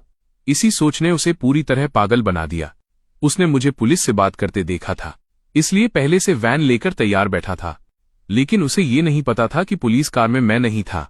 अंदर सू मेंग्याओ और किन हेयुए बैठी थीं। धड़ाम! टक्कर इतनी भयानक थी कि पुलिस कार का पिछला हिस्सा पूरी तरह दब गया। पीछे का ग्लास टूटकर अंदर बिखर गया। सू मेंग्याओ, किन हेयू और पीछे बैठे ऑफिसर सब बेहोश हो गए। उधर वैन के अंदर सॉन्ग जिंगनियन भी स्टीयरिंग पर झुककर अनकॉन्शियस पड़ा था। कुछ ही मिनटों में एम्बुलेंस और पुलिस सायरन्स पूरे इलाके में गूंजने लगे। मेरे हाथ तक कांप गए थे। मैंने तुरंत जियांग स्वेनिंग को अपनी बाहों में खींच लिया। तुम ठीक हो ना? मैं बार बार उसे चेक कर रहा था। फिर धीरे से उसके सिर पर हाथ फेरते हुए बोला, कुछ नहीं हुआ, हम सेफ हैं, बाकी लोग भी बच जाएंगे। पुलिस स्टेशन में स्टेटमेंट देने के बाद हम हॉस्पिटल पहुंचे। इमरजेंसी रूम के बाहर हम सू फैमिली और क्यून फैमिली के आने का इंतजार करने लगे। कई दिन बाद क्यून हेयुए को होश आया। उसकी इंजरीज कंपैरेटिवली कम थीं, क्योंकि एक्सीडेंट के वक्त वो बेहोश हो चुकी थी और पुलिस ऑफिसर ने उसे प्रोटेक्ट कर लिया था। बस उसकी एक टांग क्रश होकर टूट गई थी। लेकिन सू मेंग्याओ की हालत ज्यादा खराब थी। टूटे हुए ग्लास के टुकड़े उसके सिर में घुस गए थे। जान को खतरा नहीं था, लेकिन फ्यूचर का कुछ पता नहीं था। उधर सॉन्ग जिंगनियन को सिवियर कंकाशन हुआ। उसकी दोनों टांगें भी टूट गईं। जब किन हेयुए को होश आया तो उसने मुझसे मिलने से मना कर दिया। डैड, उन्हें जाने दो। उस दिन उनकी कोई गलती नहीं थी। गलती सॉन्ग जिंगनियन की थी। वो कुछ सेकंड चुप रही, फिर धीमी आवाज में बोली, और अब मैं उनके लायक नहीं रही। हमेशा एरोगेंट रहने वाली क्यून फैमिली की एल्डेस्ट डॉटर पहली बार इतनी टूटी हुई लग रही थी। वो मेरे सामने अपनी टूटी हुई टांग के साथ दिखना सहन नहीं कर पा रही थी। हालांकि फ्यूचर में ठीक होने का चांस था, लेकिन उसे खुद पर भरोसा नहीं रहा। अगर वो कभी ठीक न हुई तो क्या वो जिंदगी भर मेरे सामने लंगड़ाती रहेगी? उसने मन ही मन तय कर लिया, जब पूरी तरह ठीक हो जाएगी तभी मुझे ढूंढेगी। क्वीन पेरेंट्स सिर्फ हेल्पलेस होकर आहें भर सकते थे। तभी क्वीन हेयुए को अचानक सू मेंग्याओ याद आई। ड्रीम याओ कहाँ है? वो कैसी है? काफी देर की चुप्पी के बाद क्वीन पेरेंट्स ने धीरे से कहा, वो बच गई, लेकिन उसके दिमाग पर असर पड़ा है। जैसे ही वो किसी चीज के बारे में ज्यादा सोचती है, उसके सिर में अनबेरेबल दर्द शुरू हो जाता है। उधर हॉस्पिटल रूम में लेटी सू मेंग्याओ ने भी मुझसे मिलने से इनकार कर दिया। जी सिनियन कौन है? मैं उसे नहीं जानती। मैं नहीं मिलना चाहती। उसकी आवाज बेहद कोल्ड थी। बाहर खड़ा मैं कुछ सेकंड चुप रहा, फिर साइलेंटली वहां से चला गया। मेरे दिल में थोड़ी गिल्ट जरूर थी। आखिर सॉन्ग जिंगनियन मुझे मारना चाहता था और चोट उन्हें लगी, लेकिन मैंने कुछ गलत नहीं किया था। मैं कॉम्पेंसेशन छोड़कर वापस चला गया। दरवाजा बंद होने की आवाज सुनते ही सू मेंग्याओ की आंखों से आंसू बहने लगे। वह एक्टिंग कर रही थी। उसे एमनीशिया नहीं हुआ था, लेकिन उसकी हालत एमनीशिया से कम भी नहीं थी। जो इंसान हमेशा स्मार्ट रहा हो, अगर वही प्रॉपरली सोच तक न पाए तो वो टॉर्चर कितना पेनफुल होगा। उसने आंखें नीचे कर लीं। पूरा शरीर होपलेसनेस से भरा हुआ था। अगर उसे सिर्फ हल्की चोट लगी होती तो शायद वो सिंपैथी लेकर मुझे वापस पाने की कोशिश करती, लेकिन अब वो खुद को यूजलेस महसूस कर रही थी। कुछ देर बाद क्वीन हेयुए व्हीलचेयर पर उसके रूम में लाई गई। दोनों ने एक दूसरे की तरफ देखा। उनकी आंखों में एक जैसी लोनलीनेस और हेट्रेड थी। अगर सॉन्ग जिंगनियन नहीं होता तो उनकी जिंदगी इस हालत में कभी नहीं पहुंचती। सू फैमिली और किन फैमिली के प्रेशर की वजह से जेल में सॉन्ग जिंगनियन की हालत बदतर होती गई। ना वो ठीक से जी पा रहा था, ना मर पा रहा था। उधर सू मेंग्याओ और क्वीन हेयुए ने एक जैसा फैसला लिया। वे मुझसे नहीं मिलेंगी, क्योंकि कम से कम इससे मेरे दिल में गिल्ट तो बना रहेगा। शायद कुछ साल बाद जब वे ठीक हो जाएं, तो उसी गिल्ट के सहारे एक आखिरी चांस मिल जाए। लेकिन रियलिटी इतनी आसान नहीं थी। रिहेबिलिटेशन की वजह से दोनों एक साल तक एग्जाम नहीं दे पाईं। अगले साल उन्होंने फिर से कॉलेज एंट्रेंस एग्जाम दिया। किन हेयुए किसी तरह पीकिंग यूनिवर्सिटी में एडमिशन ले गई, लेकिन सू मेंग्याओ सिर्फ नॉर्थ सिटी की एक दूसरी यूनिवर्सिटी तक पहुंच पाई, और ये भी उसकी लिमिट से ज्यादा मेहनत का रिजल्ट था। उसके दिमाग की चोट कब ठीक होगी, या कभी होगी भी या नहीं, कोई नहीं जानता था। ओपनिंग डे पर किन हेयुए फिर सरप्राइज लेकर स्कूल पहुंची, लेकिन कैंपस का माहौल अजीब था। बहुत सारे स्टूडेंट्स प्लेग्राउंड की तरफ भाग रहे थे। सुना है किसी की शादी हो रही है।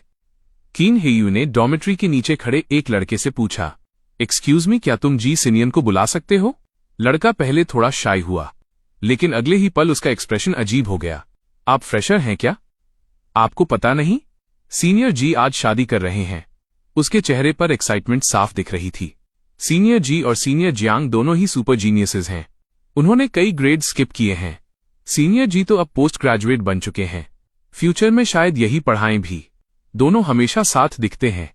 परफेक्ट कपल लगते हैं ऑनेस्टली। पिछले साल प्रपोजल हुआ था।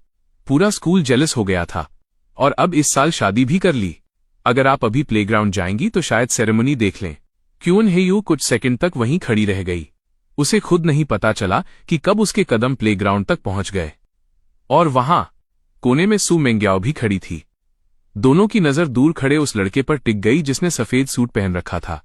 उनकी आंखों में प्यार अब भी था, लेकिन अब बहुत देर हो चुकी थी।